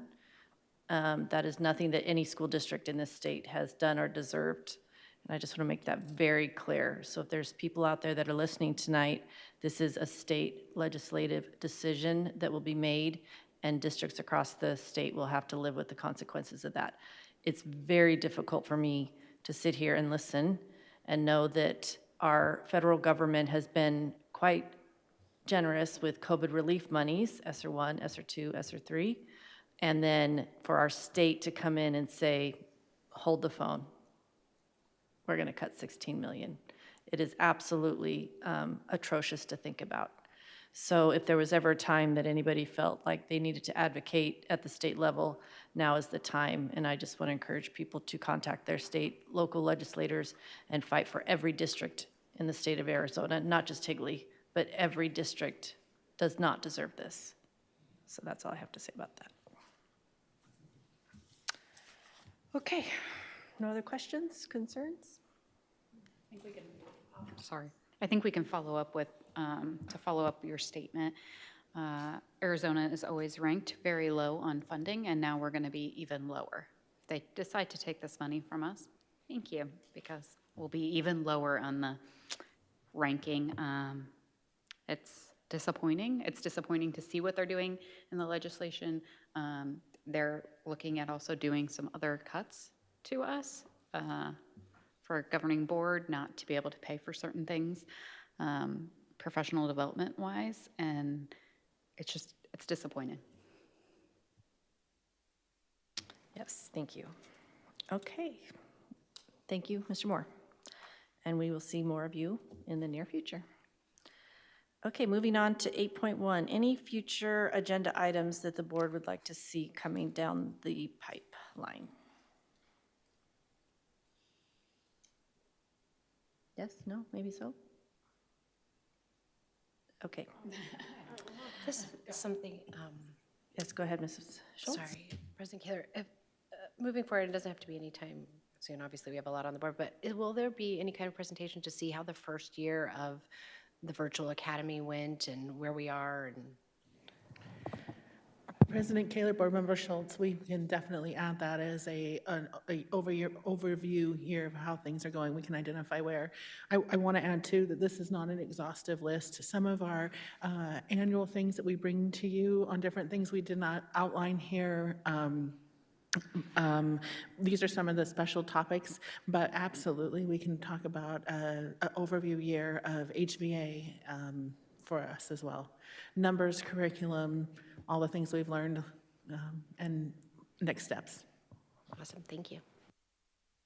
Dr. Foley, I know you're very good about this, but just a reminder, if we could have some follow-up on we had quite a few speakers, 4 speakers today. If we could just have a follow-up on those, that would be fantastic. Thank you.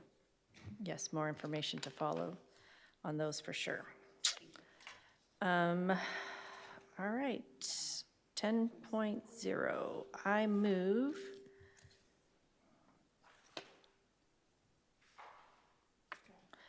that we move into executive session for the discussion or consultation with designated representatives with the governing board pursuant to ARS 38-431.03A7. Second. All those in favor? Aye. Aye, motion carries 4-0, and we will be adjourning in our executive session, so we will not be returning here tonight. Thank you so much, and good night.